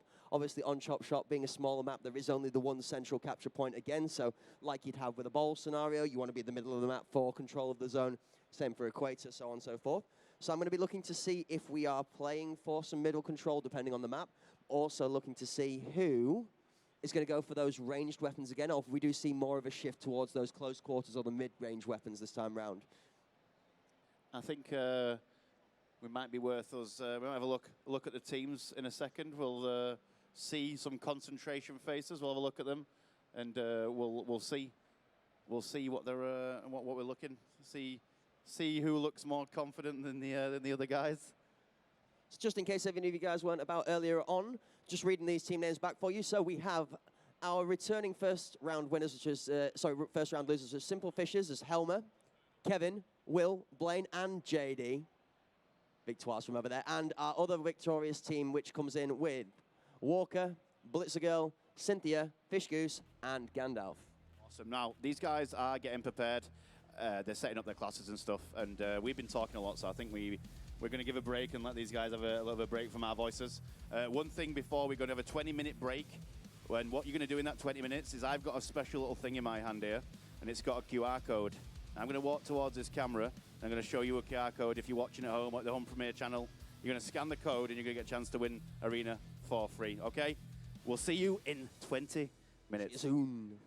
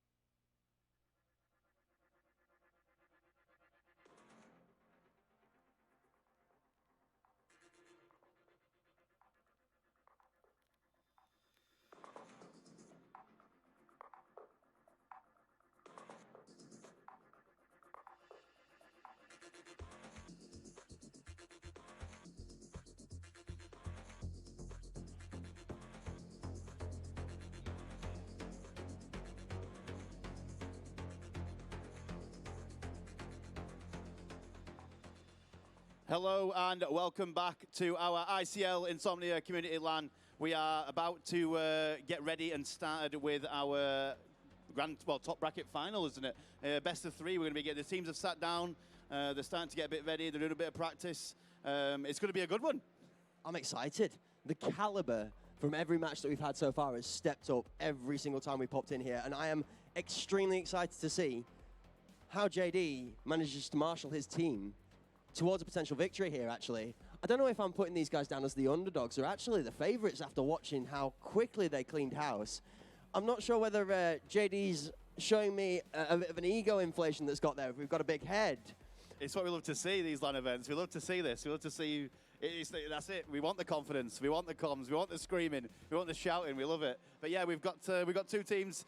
We've got the Simple Fishers. It's consisting of Helmer, Kevin, Will, Blaine, and of course JD, we just mentioned, over on our left side over here on the red team. And they are going up against the Into the Pub team that consists of Walker, Blitzergirl, Cynthia, Fishgoose, and Gandalf. Now, we've got a few pro players on that team. Very good unit, very good comms. And against these guys over here that showed a dominant display in the first one, I think we could find ourselves into a very even match. I'm excited for this one. I don't think this is going to be a 6 or 7-0. I think we're going to be a bit closer on this one than the previous games we've seen today. I'm going to stick my neck out on the line and say we're in for 3 games here. I don't think this is going to be 2 games and done. I reckon this is going to be one to one side, one to the other side, both being able to probably pull out the victory on the map of their choice. And then I reckon it's going to come down to the deciding factor and which team can actually pull it together for the final round and really keep their composure. What are you thinking maps-wise? I think they'll choose Air Pit. We had a dominant display in Air Pit earlier. Walker enjoys Air Pit, and he showed that earlier. What did we go? Do we have bowl for these guys? There wasn't this the bowl 7? Yeah, we should have bowl, Air Pit, and potentially, I don't know what the third one's going to be. We could see maybe a Bay 5 or something like that. Well, we're going to find out now. Let's find out what maps they banned. Of course, this is a best of 3. So we've got one. Each team is going to be banning 1 map each. Our first ban is in. Equator is banned. That's the first map we are not going to be. A little round of applause there. I saw a little round of applause from Equator being banned from the Fishers. Sausage roll, happy to roll that one up in the back. I feel like they're happy. That's one happy sausage roll. Okay, Sawmill is the second ban. No surprises there. So we're Sawmill and Equator. We're going to find our first pick is Air Pit, as confirmed, probably chosen by Into the Pub. Are we going to get Bowl, Bay 5? Bay 5 is a choice. Air Pit, Bay 5, and Bowl will be the decider. So we've not seen Bay 5 yet, have we? I don't think we have, and I'm actually going to be very interested to see who this plays into the favor of, because if this is our Simple Fishes, if this is the play for the victory, they're saying we're going to challenge you on maybe not our most confident map for our choice, and then that way we're going to go into the decider with give us a wave. There we go. He's ready. There he is. Walker's coming for someone. Walker's got his fingers out. A decisive. That's it. Sausage roll, stand up. Let's go, roll. Sausage roll. That's what we like to see. Again, we've got the map choices in. We're probably going to be getting loaded into a game, get the kits chosen. So, first map. First map coming in Air Pit. If you are Simple Fishes, how do you challenge our Into the Pub team? How do you get them out of their comfort zone in this map? What we saw previously from Into the Fish was the willingness to let the opposition take that center and pick them off in the windows, in the doors, and really hold it. Whether Simple Fishers were watching that match previously and know that's what they were doing, whether they have a sneaky little peek during that last match on the Air Pit, whether they've got their numbers or not, whether they're going to fall into that trap, are we both going to hang back? Is it going to be a long-range engagement? It's going to be interesting to see, but again, really good performance on Air Pit from Into the Pub previously. We could see it's going to be close, but I favour Into the Pub for Air Pit.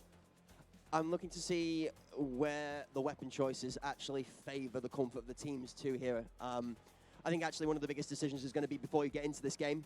If you equip yourself well enough to, 1, be able to fight into the environment, and 2, be able to fight into your opposition team, knowing who plays at strength at range, who plays at strength in close quarters, and being able to manipulate the map so that they're not in that comfort zone might actually be the key to success for the Simple Fishers here. Simple in the name, but maybe complex in the approach.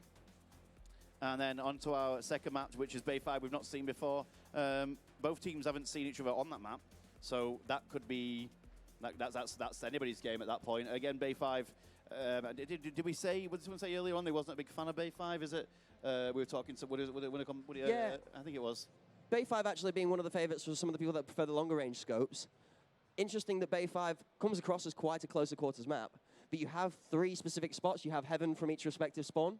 You have Hell in the middle of the map, which is a container stack, and you have your fuel sniper position, which can be challenged from the containers in the middle. So there's a great amount of crossplay for the map at range. There's also more than enough room for people to get in, nitty and gritty. And then the final map we're going to be looking at is Bowl, that very dominant deciding map that Simple Fishers picked on their first round or ended up winning in the first match. I hope we get there. I want to see it. I want to see Bowl again. I want to see these two go out on the Bowl. I hope we do get to that third round decider, but that means that both teams are going to have to win one of those matches. I'm excited for this. So we're in the lobby. We're going to be getting loaded in. The teams are in the lobbies. They are ready to go. Some pre-match chatter, and then we're going to be getting into it. We've got about 120 seconds before we get started on that. Just a little bit of time to let the nerves settle. Yes. Get it really locked in. Again, and get ourselves with our heads in the game. Again, anybody that might just be tuning in or hanging around this area, some of these guys have just signed up for the tournament over the weekend. This is not like a pre-planned thing.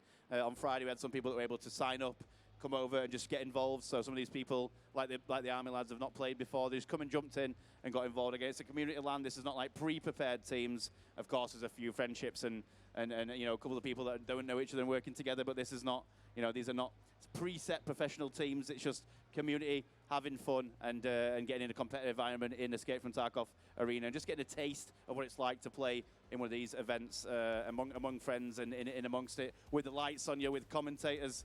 We've got music, we've got big cameras. So yeah, if anybody is wanting to play and get involved and maybe try Escape from Tarkov Arena, we do have our free play area over there. Please go and queue up, get involved, and around there are some QR codes which I sneakily showed on stream earlier. I shouldn't have done that, but yeah, if you scanned it, you got a chance to win. You got a chance to win Escape from Tarkov Arena, and again, scattered around our booth here at Insomnia, we do have some QR codes. Please feel free to scan them, and you'll get a chance to win a free copy of Arena. So, coming down to the last maybe 30, 25 seconds before we get into the match, are we all ready for some more entertainment? I think we are. I think we are. We're loading in. I think we could probably do with a little bit more noise from the guys in the back. If you guys can all hear us and you're ready for an exciting best of 3, the first of the best of 3s this evening, let's hear some noise. Best of 3s, let's go. Hey, there we go. Now everybody's awake and ready to game. Let's do this. So I see 9 players taking their head out of their socks and getting ready for the game. I see 1 player taking his head out of his role and getting prepared for the match. I also see some conversations going on over into the pub. Some serious talk now. We've binned out the banter. That face says it all. It's business first. Pride and passion second. Gandalf looked very focused there on the camera. Gandalf looking very focused. Very, very focused. Eyes locked on. I think Gandalf's one of the few people I've ever met that has RFF, which is resting flat face. He's just chill. Straight up, a straight line. No emotion, all passion. Right then, are we ready for this best of 3? We're not too far now. The maps, the kits are being chosen as we speak. I expect to see. Just last on the airport, we didn't see any range last time from into the pub. I made a comment on that when they loaded in. There wasn't any longer range scopes. Is what we see people choose. They all went quite close quarters and held the outside. And we are in. Let's go and have a look. Let's get this upper bracket grand final underway.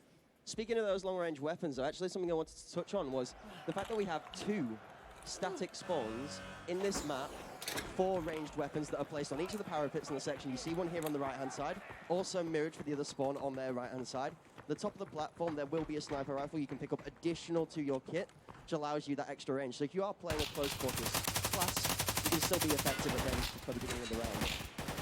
And straight away there we're seeing into the pub with those angles directly into the plane. It must be a well-known spot, obviously, getting that run-through, expecting them to run straight into the plane, straight through the doorway. But one's just been taken down, but a straight reply.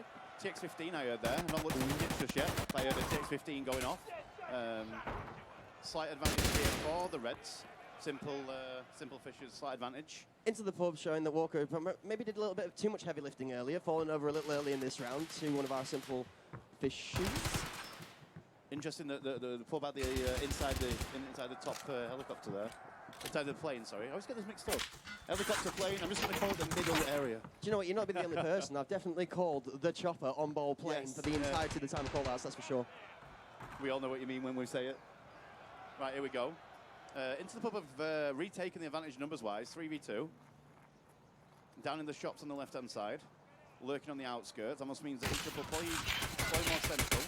Some Nice. insane hip fire. Wow. Lovely flick. Absolutely a lovely flick in hip fire there with the headshot catching him. So before that play was made, I was about to make the point that all 3 blue team members were involved in the 2 kills to balance it out, showing that the team play really was coming through strong there. But the 1v1 actually for Simple Fishes managing to show out that maybe challenging 1v1 might be the way. It will. Now we've got these. The blue team are under and around the plane. The point is up, I believe. It's it's already up. Okay, everyone knows it's up. Everyone's been a bit tentative. We're looking around, sneaking, expecting movement. It's 2v2. No one really needs to make a move. No one's really got lockdown of the zone. Of course, making audio up in that plane can be quite disastrous if you're in and around, again, with all those angles. Shots are fired. Okay, into the pub, taking the advantage. 1 player left for Simple Fishes. He's running away. He's damaged. He's got black stomach, black arm. That thorax in head is in good condition, though, so he's still... Into the pub. I was going to say alive, and it's not anymore. It's not. That's a great start again from Into the Pub. We expected a great strong start. It's their map. They dominated an airfit on previous map. It's not anything out of the blue. It was closer than I expected, though. I expected a first-round wipe for Into the Pub, and Simple Fishes gave him a good battle in that first round. Let's see how this second one plays out. You're absolutely correct. Definitely not out of the blue, technically more into the blue, being the blue team that we're watching here. In the pub, also in the blue, and in the lead in this match, looking to settle with a confident second-round victory to help boost the morale.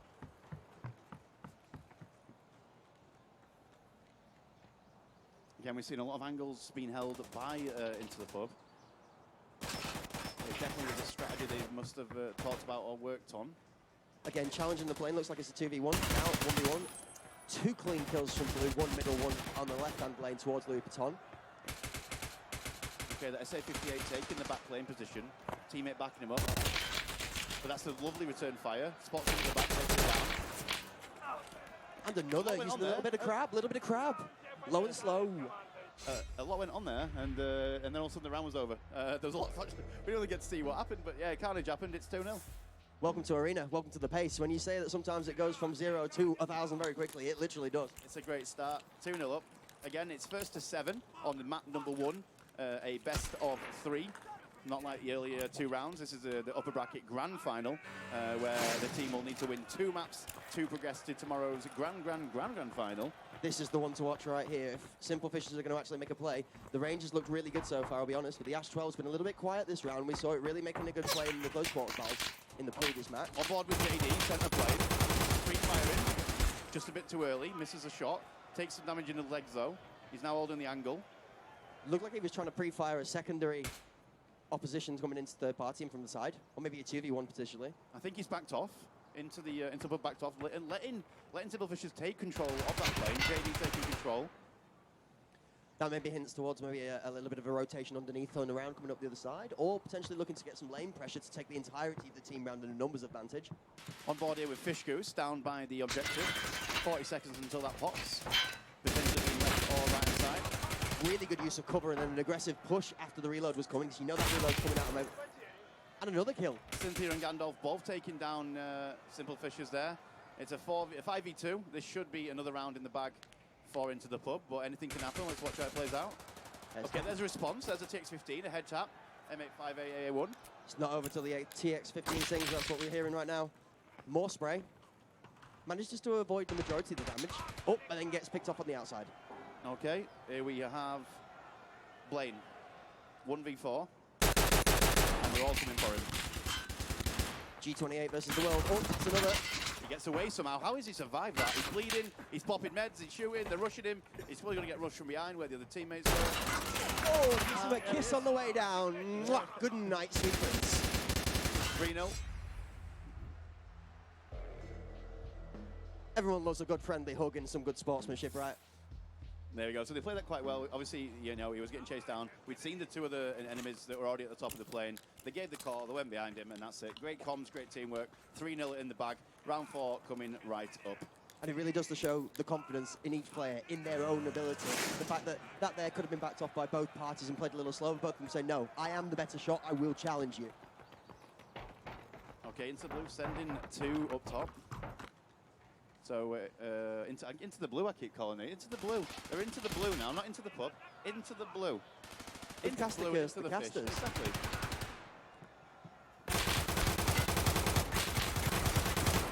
Some really aggressive shots, but the bucket actually really doing work now. We've got a ricochet, slightly cracked face shield, makes life a little bit harder for the Simple Fishes at the moment. Simple Fishes, an interesting strategy. Four of them down in the shop. 4 of them down on the shop. Interesting strategy there. It paid off. They took them down. Maybe switching things up, not really contesting that center, but trying to go on the outskirts. I like the stack that's even the play. The health might be slightly disparate right now, but it's still body versus body, so we're on an even term at the moment.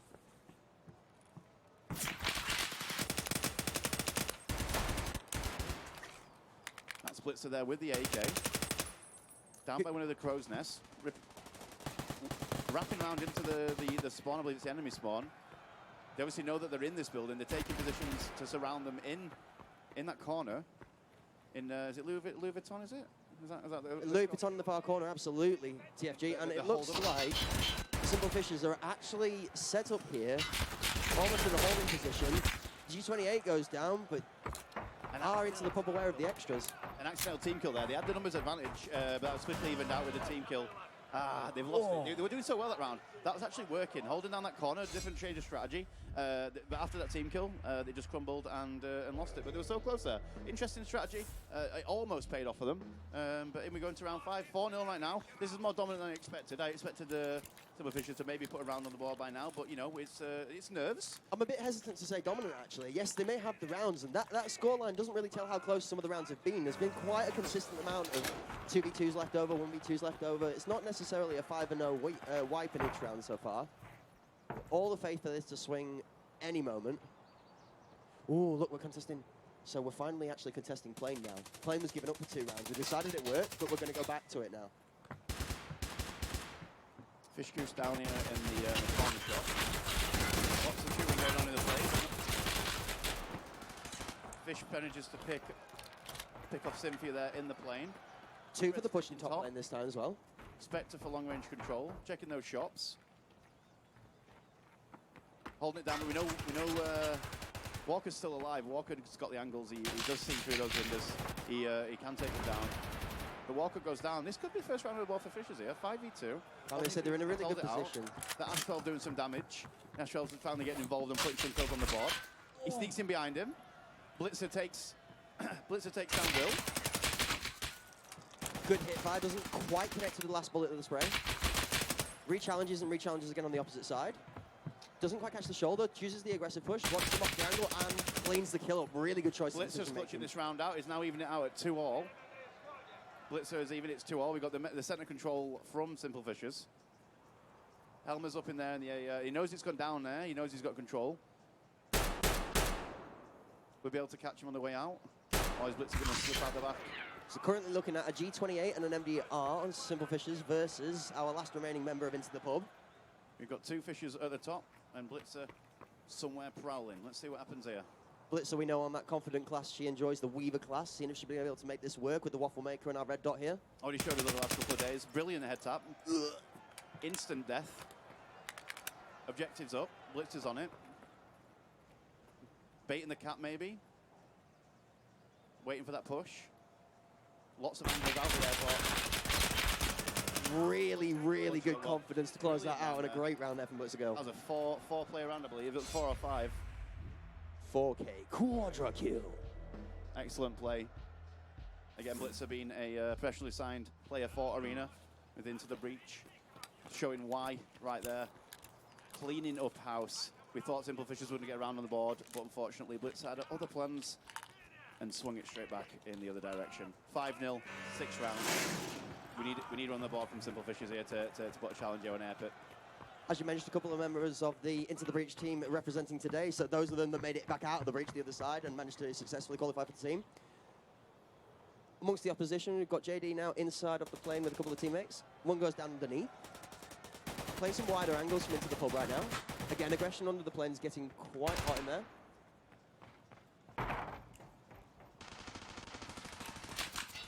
JD calling on some backup, pulling out from the bottom side of the plane, using the side angle.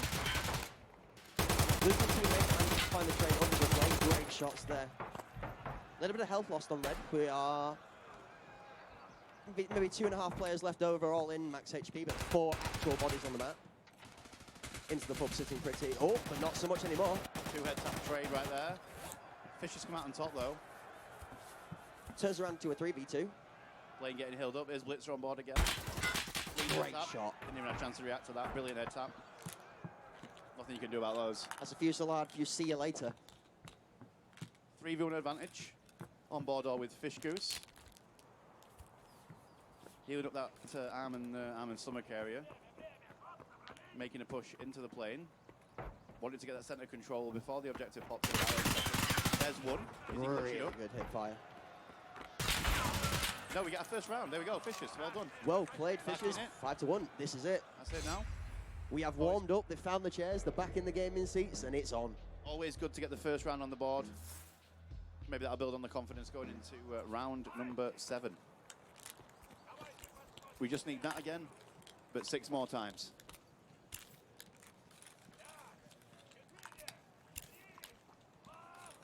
Interesting to see now that Simple Fishes off the rip are really pushing as much of they can to the limit, seeing those crayons being put to good use right now, the Sharpies being punched into the arms for some extra powers.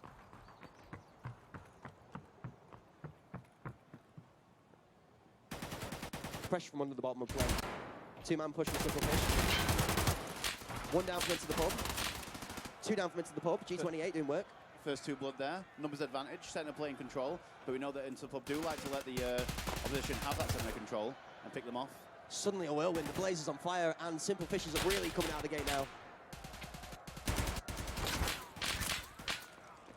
3v2. There was a bit of a fight there, but it looks like we've backed off. Gandalf needs to took a bit of damage. He's now just backing off to the back of the plane. Gandalf's been holding these windows down in this corner with the SA-58. Interesting to see in our best Lord of the Rings cosplay if Gandalf and his goose can make it through the round. Gandalf is now left solo, 1v3. Fisher's going to get back to back, building on confidence. Gandalf takes 1. Really good shots as well at that range. And there's that Ash 12. 2 rounds on the board, Simple Fishers. Okay, we've got a game in our hands here. We really do, and a valiant effort from Into the Pub that round, actually. Looked to try and claw it back, but just couldn't quite close it out. 11 kills for JD. 11. It's warm over here, I tell you now. If I thought I was warm standing in the stadium, standing next to this man, it's like a heat wave. Woo! We'll see a change of tactic from here from Into the Pub. Have Simple Fishers worked out what they're doing? They know where they're holding the angles. We see Into the Pub taking positions at the start of each round, knowing the angles at which people are going to appear. Have they figured it out?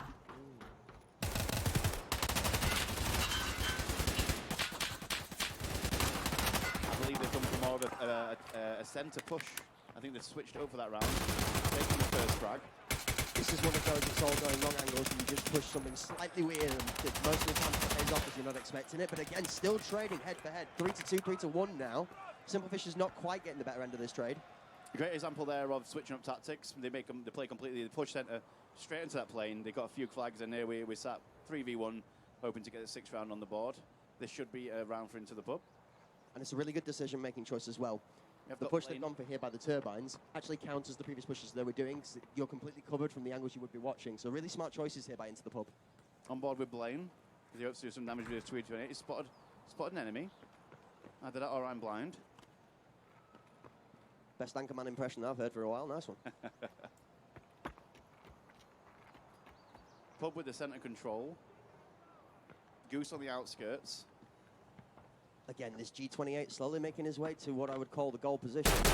Great Beautiful shots. One tap. Almost. Puts pressure down for the reload, gets the mag off. Oh, doesn't quite make it in time. Really good effort. Map point 4 Into the Pub on Airpit, their favoured map. No surprises here. We saw Simple just getting back in it there. A change of tactics from Into the Pub, and they swiftly take a round back on the board. We're going to see now a reply from Fish. Maybe they'll switch it. We saw the shop strat for right.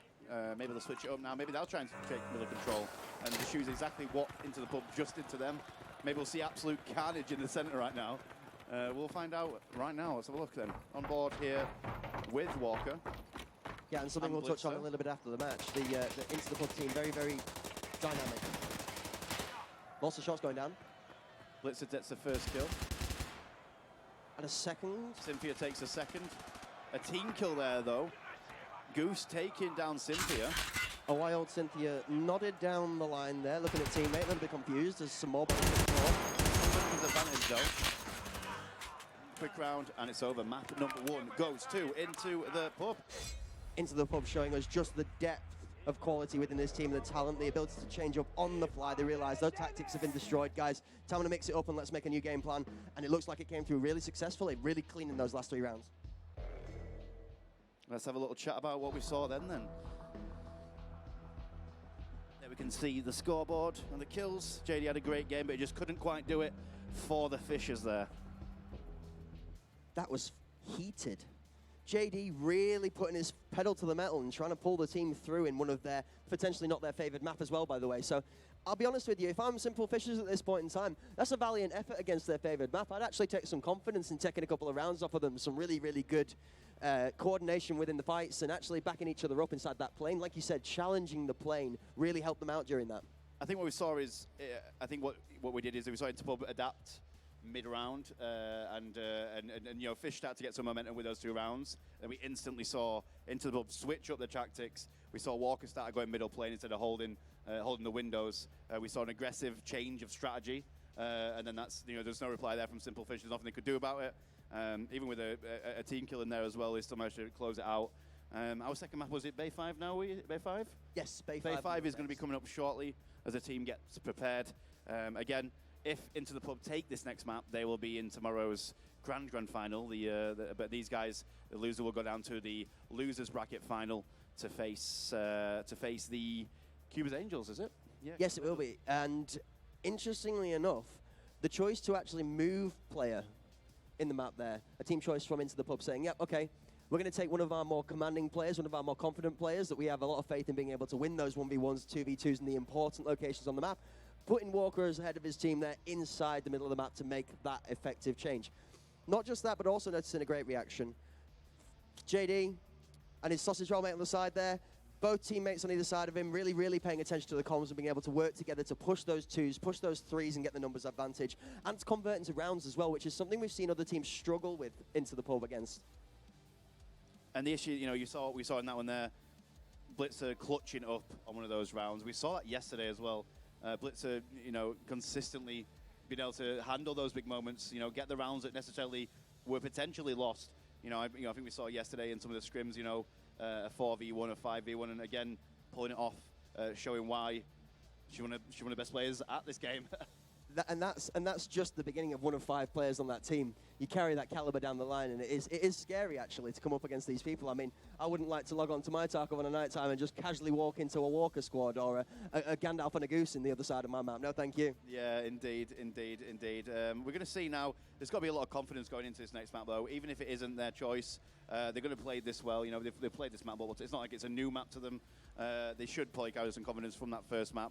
7-2 is quite a demanding, you know, it's a commanding victory. It's big numbers. Again, some of the rounds were closer than they probably liked, but we should probably carry confidence into that map, and hopefully Simple Fishers can recoup and see it as a fresh game. You know, don't take it too hard. It is what it is. Let's go to the next one. Let's see if we can get one back. What are we expecting? You reckon a switch of kits maybe for this one? With it being a bit more close quarters, are we going to see different guns selected by Into the Pub and by Fishers? I think Simple Fishers' approach to this one here would be stick with the kits you're comfortable with so far. If you found something that's worked, I'd work with it. I think what we need to see Simple Fishers do if they want to actually challenge for this best of 3 is to get to a convincing start. Get that lead out there, force Into the Pub to show their hand and some of these extra complexities. They have the layers of their gameplay that's tucked away, maybe some different play styles, different tactics. Get it out early so that they've got more time to adjust. If they create themselves a big enough window to adjust to the changes made by Into the Pub, I can see this becoming a very close 1-1 and then taken to a deciding map. Are we going to see, I think potentially class choice with some flashbangs maybe? maybe utilizing some of those. I know there's not many classes anymore that do have them, but again, these teams do have all the tiers unlocked. We are tier 3, so are we going to see the utilization of a few flashbangs on such a Bay 5? You know, we're renowned for being full of grenades, but obviously the reduction of grenades with the recent updates, are we going to see someone choose the flashbangs and try and use them to their advantage, blind the opponents?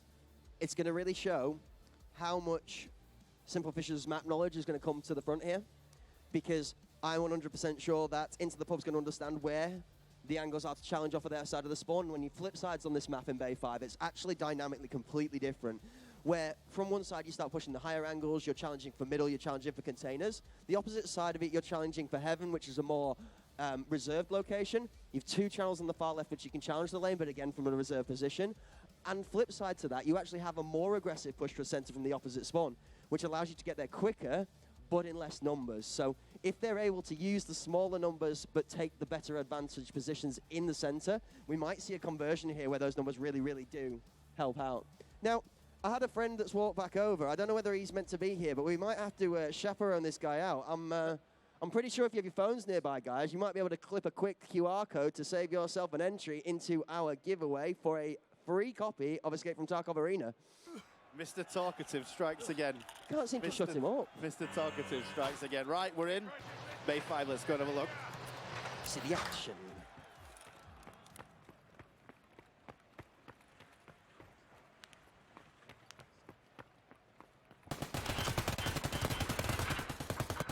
I'm seeing pretty much the same gun choice for Into the Pub. I think we're going for the same kits. Simple Fishes opting for 3 more red dots and 0 range scopes at this point in time. Oh my days, and the difference is insane. Have you seen what gun he's using? Have you seen what gun he's using, Cracked? Have you seen what weapon just... Are we at this point now? Are we here? We are officially there. It's a great start. That's a great double from Blitzer. That is absolutely disgusting. I thought it was all over. I'm about to eat those words. We're looking at a 1v3 with the one person we've seen be able to close these out quite comfortably. Is it Deja Vu Part 3? We've just talked about these clutch moments. And we're going to witness another one. Let's watch out. We're on board here with Helmer. Mid-map. Objective will be popping very soon. Again, one central objective that does need capping on this if no one kills each other by the end of the time. One central location. We see Helmer locking it down. Blitzer's getting healed up, ready for battle. Let's see the game plan here. Something we've not talked about yet, but seeing Simple Fisher's actually employing the use of a flashlight in this one. There are some slightly darker corners which helps having that flashlight on for, and it can be a distraction. Every little helps. Oh, one of the bodies there cosplaying an alive player, but managing to actually pick one and... Oh! So close. Well, Fishers take it. Percentages. It's a great start from the Fishers. There we go, 1-0 on the board. That's going to fill them with confidence going into this map, getting that on the board. This is what we were looking for. Again, that objective central, getting that objective locked down, getting straight on it and forcing Into the Pub to push forward, Blitzer to push forward there towards the end. Here we go, round 2. It'll be a bit different. And we're going to see, it's a great start from Fishers. Will they carry the momentum? Everybody really, really talking good tactics there. See Simple Fisher's having a little conversation between rounds, making sure the game plan is in place. Where would you argue? What do you think the best place to control on this map? Would you go? What would you say if you were to pick a side that gives you the most dominance? I like fuel. Yeah. I like fuel, and it used to have a barrel you could head peek over inside of the fuel building that's been taken out now, which caused a lot of static play. I actually prefer the change. It means there's a lot more mobile in there. There's high points, there's low points. There's a drop-off where you can do a 360 no-scope on somebody if you really fancy being fancy. We're looking here at what's commonly called as Drake's Hole. This is under Fuel Sniper, for those of you not sure at home. This is the other entrance up to Fuel Sniper from the one spawn. Catches the guy on the right, and great hip fire to finish him off. Pushing into Full Sniper transfer. This is below Fuel Sniper. It's a one man in his big gun. 4 Into the Pub remaining. Half a thorax, 1 arm, and an absolute dream. And that dream is shattered instantly. Unfortunately, the PKM not doing the best job to play as a kickstand, and actually just becoming a lying bed down the floor for him. A great comeback there from that first round. 1-1 now. Into the Pub getting us even. Really good start that round from Into the Pub as well.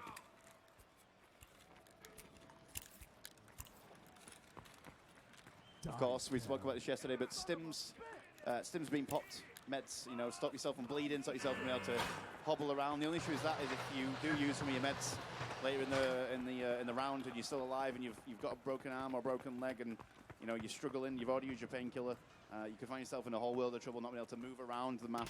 Mobility becomes an issue, particularly when you're having to capture a point as well.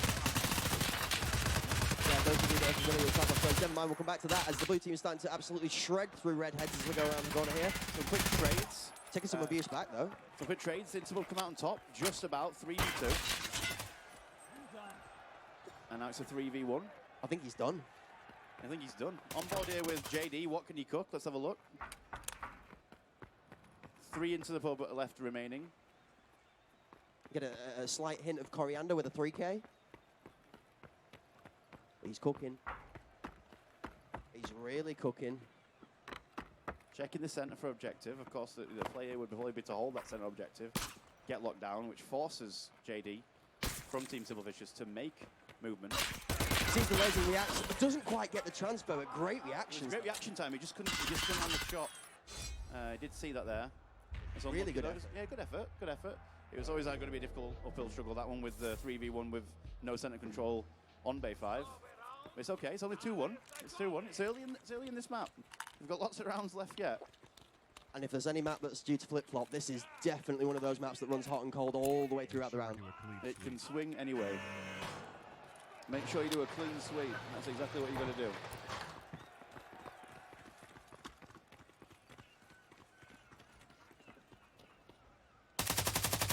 Shots over the top of containers, doesn't quite pick up the kill.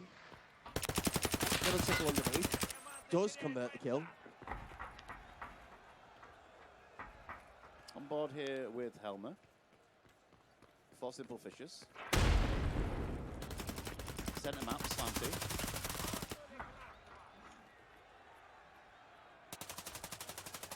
His teammates are getting picked off around him though. Looks like Simplefishers have been shook a little bit here. It does, yeah. It seems after that great start, we seem to have regressed a little bit. Ooh. Nice pick up from Blaine though. Blaine taking down Gandalf. Evens it up slightly, not much, but slightly. Really good set of decision making as well. Getting out of the peak as you're finishing the spray transfer, just in case you don't win that challenge, so you still live to fight another day. Off the top rope! Blitzer with the WWE move there. Down he goes. On board with Helmer, the last remaining player for Simplefishers this round. An uphill battle, 1v4. Never say never. There's Some really good shots. And then now 5 rocking the dome of Walker. Repositioning, great strategy. Shoot and move, shoot and move. You never really want to re-peek that much in Tarkov, in arena or main game.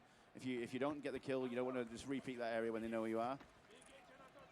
The objective is being captured though. You know what they say, it only costs a little stamina to move. That's it. Don't cost your life. Helmer gets it, he gets the kill, but he's quickly taken down by Fish Goose. I thought we were going to see something special then. Unfortunately, he gets shut down. 3v1, heading into round number 5 of map 2. Of course, Into the Pub are already 1 map ahead. They do have to win this. Simplefishers do need to pull a comeback out the bag here to make this go to a Game 3 decider, which will be on their favour, on the map's bowl.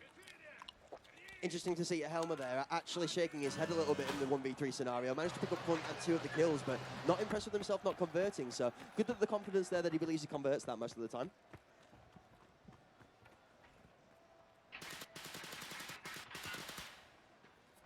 A slower start to this round. No one gone down just yet. A little bit tentative. Oh, good trade. Though. A good trade. 4v4. Both team members not really doing anything wrong there, just getting pushed within the angles and then the pace of the game really catching both off guard by another additional player. Blitzer holding that angle of the slanty there. We have seen multiple Simplefishers up in that middle section. Blitzer's spot onto that and he's keeping an eye up there. Gandalf though, getting a kill. Taking down Kevin. Shoot and reposition, there we go. Low on that head though. Bleed on the left arm and concussed. Obviously, it took a headshot there, but the helmet saved him. XFL helmet doing its job. Not quite managing to snap that head off through the little peak. Avoiding the return fire, getting Pinston in the corner here, trying to find a way out. Sees the elbow, backs off, catches the reload. Can he turn around in time to chow? We're in, locked, and gets picked off from the third party. Really good effort. He had a good go. Yeah, there's a losing battle though. He was trapped in the corner. He was trying to fight his way out. But here we go now. One remaining fish. Blaine. Best of a worst case scenario, but Blaine being something I remember from a bit of Magic a while back. I wonder if we're going to see some Magic here. I know. He's on board with the MP7, the new sight that was added this wipe actually. I enjoy it. It's got a nice. It's very small, but it's an enjoyable sight. I believe it's got a built-in laser as well. This is one of those ones where the new wipe, plus the recoil, plus the new scope, the MP7's in a really good place as well right now. Have they heard him on the metal? Ah, he's unlucky there. He's just missed the headshot. Just missed it, and then a quick reaction there from Blitzer. Secures round number 5 for Into the Pub. Into the Pub team, just really solidifying that heads are king. 3 rounds now from Into the Pub to secure themselves a position in tomorrow's grand final of the winners bracket. Of course, Simple Fishers, this won't be the end. If they don't manage to pull anything out here, they would go down into the losers grand final. So it's not the end of the road. If they do, they might get another shot at this tomorrow. But 3 rounds away. You never know, it might be a big comeback here from Simple Fishers, though. Hopefully we see. We'd love to see that bowl. We'd love to see the game 3 decider. This is that fire round, right, where things aren't quite going to plan. We're going to change it up. Let's see what Simple Fishers have in plan to spice it up. On board here with Fish Goose. JD taken down. 1 remaining player, and it's Kevin. 5v1. Kevin needs a round of his life. Unfortunately, the one scenario with the flashlight lets you down. Actually being able to see him before he comes out of the corner because of the bleed from the flashlight. Good reaction. There we go, very happy about that. That's it, on the main screen. Have a little dance, love that. Fish Goose doing the best impression of his aim with a mouse and keyboard.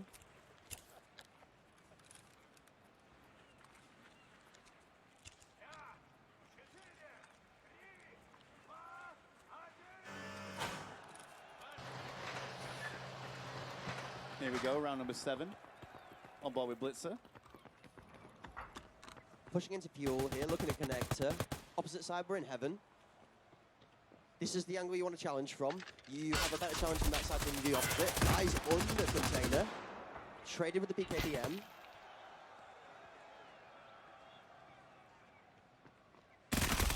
Great shots as he comes out the peak. Actually reactionary. Gets the gun up in time and cleans him up with a headshot. Looking towards fuel sniper. Trying to claim some audio before we position up.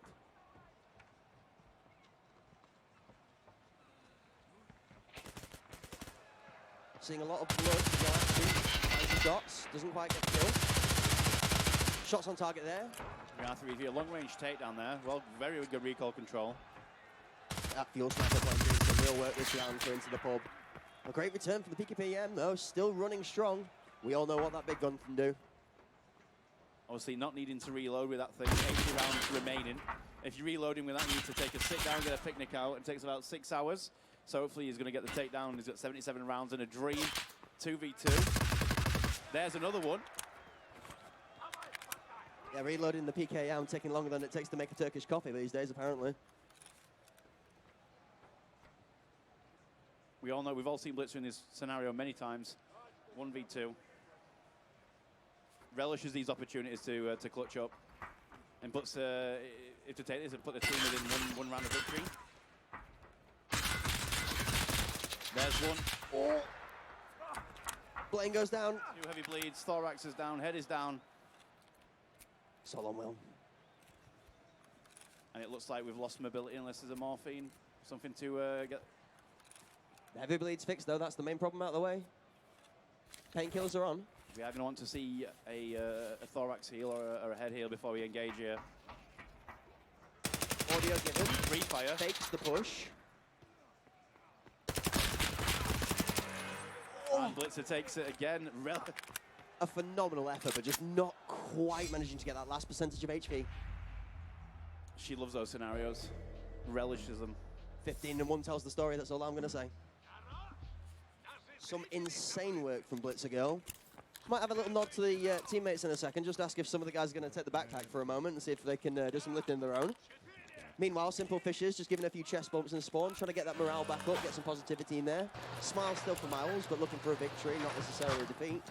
This is, of course, map and match point. We are one round for victory into the pub going into tomorrow's grand final of our first ICL, the Insomnia Community LAN. PKM takes the first. And there's another one, Simple Fish. PKM round 3. Meta? PKM question mark? PKPM, PKPK. We're going to see this thing all over soon. Yep. It's one thing I'm going to do when I go home tonight is find out what it's actually called.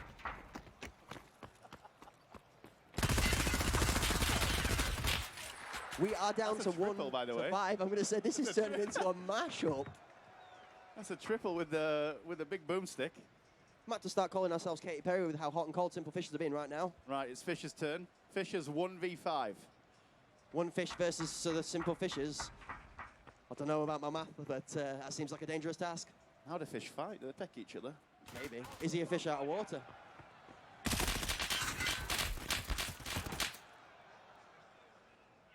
I believe the tactic of confusion may have just taken out one of the Simple Fishers there. Unfortunately, they don't lose their memory, and they remember where he is. 6-2. Still map and match point for Into the Pub. Just one round needed. Some good old aquatic knowledge for all you guys out there that love the fish. How many fish puns can we fit in one round? Don't know, just keep fishing, right? I've got an ocean of them. Here we go. Round number 9 on Bay 5. On board with Walker, holding down an angle. An interesting angle, actually. We see Walker do that on many maps. He gets an angle straight off the spawn, open the opposition, go into that area. There's a good way to lock it down. Extend that fishing rod. Maybe he's going to hang the bait out, catch him hook, line, and sinker. You never know.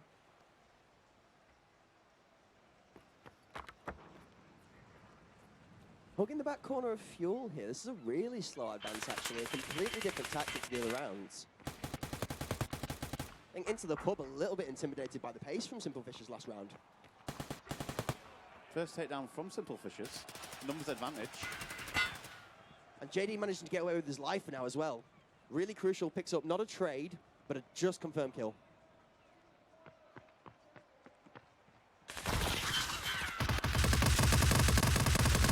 Good shots off Fuel Sniper, at least suppresses him out of the angle so he can't be oppressive. There was a bit of confusion there. He thought it was his teammate shooting at him, but he was shooting at an enemy that was above him.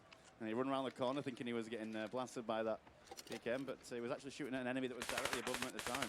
You see it getting really messy in the middle here. Even Blitzer Girl actually just double checking that wasn't Blue Armband she's shooting up a Fuel Sniper, trying to get the flank in time. Converts the flank after the traded kill from the PKM, but not quick enough to save a teammate. 3v3 scenario, 3v3. This next kill is crucial. 5 seconds until the objective. It goes in the way of Simple Fishers. 3v2. Objective's going to be up. Remember, Simple Fishers at this point need to convert to get into the next round. They do have center control. What's scary for Simple Fishers right now, though, is that Blitz is still up. We know I do like where Simple 16 Fishers kills are. in this one. They have the one body, though. That person half health to be able to take the point like this because you're just throwing yourself out there. You haven't got the HP to challenge, so you might as well sort one on the point. That was textbook example of how to control this map when you've got the numbers advantage in the center. You have to force, get on that objective and force the team with the least players to push it. And when you've got it locked down like that, it's a simple conversion into a round again for Simple Fish, 6-3. Simple Fish showing us that their depths of knowledge and the quality of play actually also prevalent here. The ability to make the decision, like you say, lower health player, put them on the point. Use the maximum amount of HP on the other players to challenge or defend.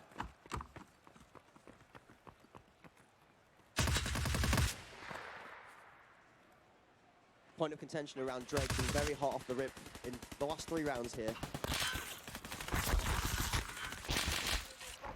A good start again from Fishers. Picking off Cynthia. A quick reply. Walker taking down Will. Into the pub, falling like flies at the moment. Put a double there, a double. Helmer taking the double. Okay, on board again, 4v2. Again, we got middle control for the Fishers, but a nice quick kill there from Gandalf. Evens the playing field a bit, 3v2. Gandalf up there. He's going to get a second. No, he misses a shot. He's been aggressive though, and he's going to try and get the job done. but that boomstick goes boom. Still center control, 3v1. It's Blitzer versus 3 for the game.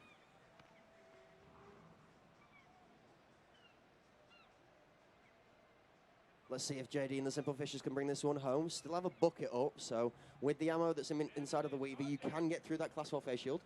100%. Body shots are good as well. Comms are going to be important here. Blitzer slow walking. Again, trying to be early and aggressive. That point's up in 1, making a pre-move towards that objective. We hear footsteps. Misses a shot. Blitzer gets a second. A volley of shots into the container.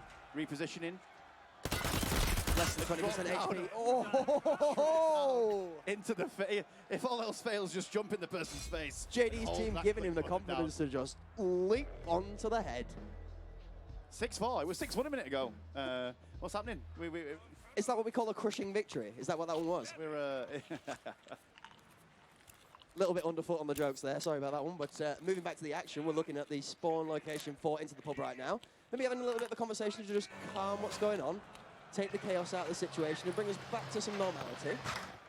Nice to see them rocked a little bit, though. It's good to have an actual challenge for the team that's been really, really showing us how it's done so far this tournament.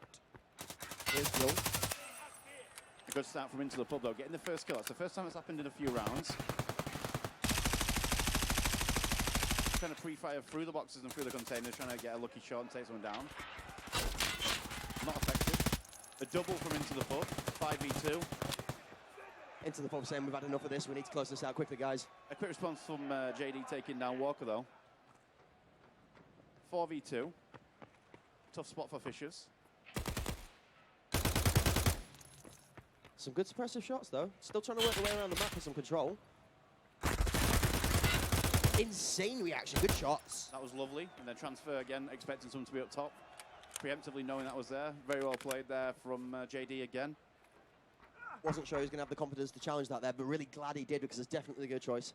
He slows it now, it's 3v2. We have got Fish Goose on half HP. He's struggling. He's healing up a bit now. He's trying to get himself sorted. He's a head and a thorax. The rest of it's gone. It's somewhere on the map. Back to Chicken Nugget Central, looking like the smallest snowman ever made. 5 seconds for objective again. I'm not sure if anybody's got that center locked down. And Into the Pub now. 1 kill from Victory, taking the map and the game. The objective is up, and there it is. Blitzer with the final kill. GG's all around. Into the Pub progress to tomorrow's grand final. And unfortunately, Simple Fishers going down into the loser bracket final, which we'll be playing tomorrow as well. Amazing performance there. We had a really good fight back there from Fishers, but unfortunately couldn't quite bring it back. GG's all around to both teams. Yeah, some exceptional work from both teams there. And a great performance all around from Into the Pub and Simple Fishers. Thank you very much, and we will be joining you back on the couch just momentarily. Hello.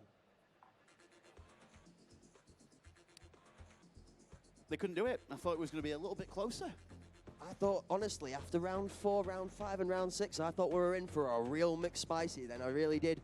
Unfortunately, JD just not quite able to hold up the mantle for his team.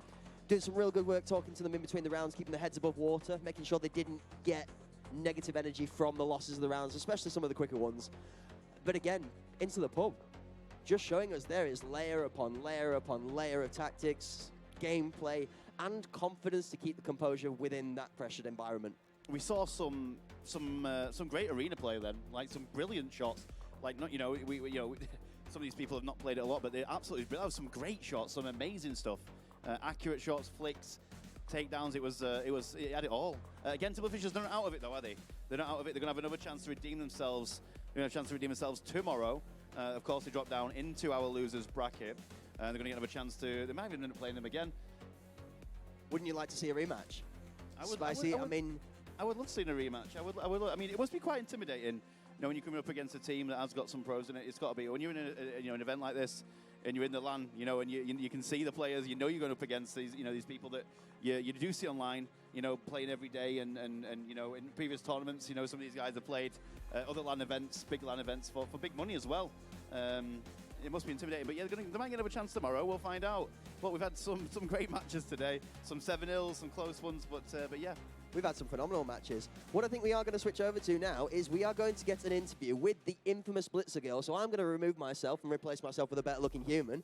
And you're going to have a quick chat with somebody who we are going to now call the Prodigy Phenom of Into the Pub today, carrying the team home. Blitzer girl, come on down.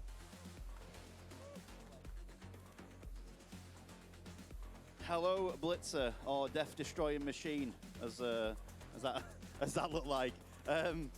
Impressive performance on that final map there. Not switching up using that the AK and the BS, which you seem to be quite dominant with. Did you expect that to be as easy as it was, or did you find it easy? They actually put up a big fight on Bay 5. We were a bit nervous there at the end. We were like, we just need one round, guys, and then we gave away like 4. So, but we got it back in the end. Yeah, it was great. You did a few great clutches, not during just that match, but consistently clutching up with that, getting rounds that you might have lost. There was a particular round in there that could have swung the entire balance to a 6-5 or a 5-5, but clutching up. Did you choose Air Pit? Was Air Pit your choice? Yeah, Air Pit was our pick, so we were pretty confident on that map. We 7-0'd the first team, and yeah, I think it's one of our favorite maps to play, so. How do you feel about tomorrow? You're in the grand final, so that's it. You've got a chance to win the first ICL.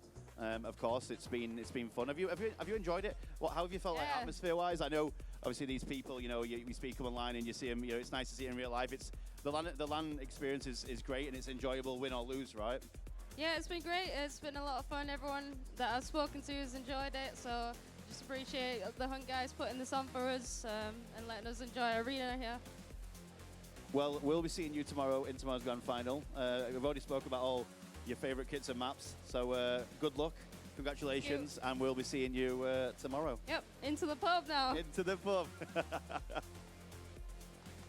Thank you again, Blitzer, for joining us. Again, with a 15, 16 kills there at the end of that round. That is pretty much just about us done for today. We've had a great day again. We are at Insomnia, which is down at the Birmingham NEC. We are there. We're also live on the Hunt premiere. So hello, guys, if you've been watching the arena today with me and Cracked. I don't know where Cracked is actually. I think he's gone home. I think he's just acted off and gone home. But anyway, I'll finish it out, shall I? So yeah, thanks for joining us. We've been at Insomnia. Like I said, we've got a big stand here with Hunt Premier and BSG. We've got some free play around us, so if anybody is wanting to jump in on any of the stalls, jump in, come and have a game, and get involved. Oh, we got a wild Filbo appears. A wild Filbo. I've been told that I need to come on the casting couch, Oh yeah, come and sit here. Yeah, it's lovely. It's comfy actually. It is actually, yeah. It's nice. So It's good. What have you been doing, Filbo? You've been hosting this in the background, right? And pressing all the buttons and all the switches and bells and whistles. Too many buttons to press. Honestly, far too many buttons. I don't know how I managed to do it with 5 fingers. Or 4 fingers and a thumb. Yeah, so Filbo is behind us calling all the shots with about 19 screens, 8 computers, 6 PlayStations, 4 Xboxes, a few Nintendo Switches, cables for days, miles and miles of cables, and Filbo's the one behind the scenes that's running this. Of course, Filbo is the head face of Hunt Premier, who is hosting this amazing standing event here alongside with BSG. And have you been enjoying it? Has it been everything you've expected? Honestly, it's been above all expectations. The crowds have been watching, have been amazing. All the staff's been fantastic. The players as well, who came up on the Friday to sign up, they've performed fantastically. The red team, who Simply Fishers, wow, actually cracking team. So I'm looking forward to seeing if they can clutch their way back into the grand final and see if we can have another Into the Pub versus and see what happens there. Are we going to see you jump in any games at any point? Are we going to see you make a guest appearance? There'll be potential games from myself. Potential. No guarantees, but potential. So yeah, if you guys haven't seen it yet, there's a QR code at Insomnia. Please come and scan a code with your chance to win a free copy of Arena and I'll get involved. Again, if you're watching us on Hunt Premier and it's your first time here, it's your first time ever seen Tarkov, make sure you drop Hunt Premier a follow. These guys host some incredible tournaments, not only just this in LAN, but online as well. Lots of different tournaments around the world, Europe, NA, you do lots of different stuff. Yeah. NA, we've got events for EU mainly. We're looking to put on some CIS tournaments, mainly focused on our Middle Eastern and Russian communities, and potential return, if they behave themselves, for the OCA community as well. Now, but we'll have an OCA community later on in the year, so it's good stuff. It's good stuff. Worldwide, so up Premier, the smashing some incredible tournaments out and providing an incredible arena, literally an incredible arena within this arena, playing arena over this weekend. But yeah, you got anything else you want to say, Philbo, before we wrap it up for today? No, you've pretty much covered everything. Remember, the QR code is there, guys and girls. Get it scanned. It was shown a few times on the stream as well, so make sure you do scan it. Give us a follow on the socials. You can get pretty much, I think it's like 50 entries in to win some trial keys, some standard keys. And I also want to mention that during tomorrow's broadcast, something even more special.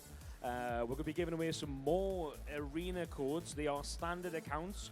Those in the crowd will be giving away 25 codes at random to members of the public, and also in stream as well. We'll be giving away some arena codes as well, which are going to be run at random. But there is a QR code. I think I've got a lovely assistant who's going to help me out. Look at this technology, guys. I can see something Honestly, floating. it's even better. It's come from the sky. The amazing. production is off the charts. Honestly, it was fantastic. The wiring came down.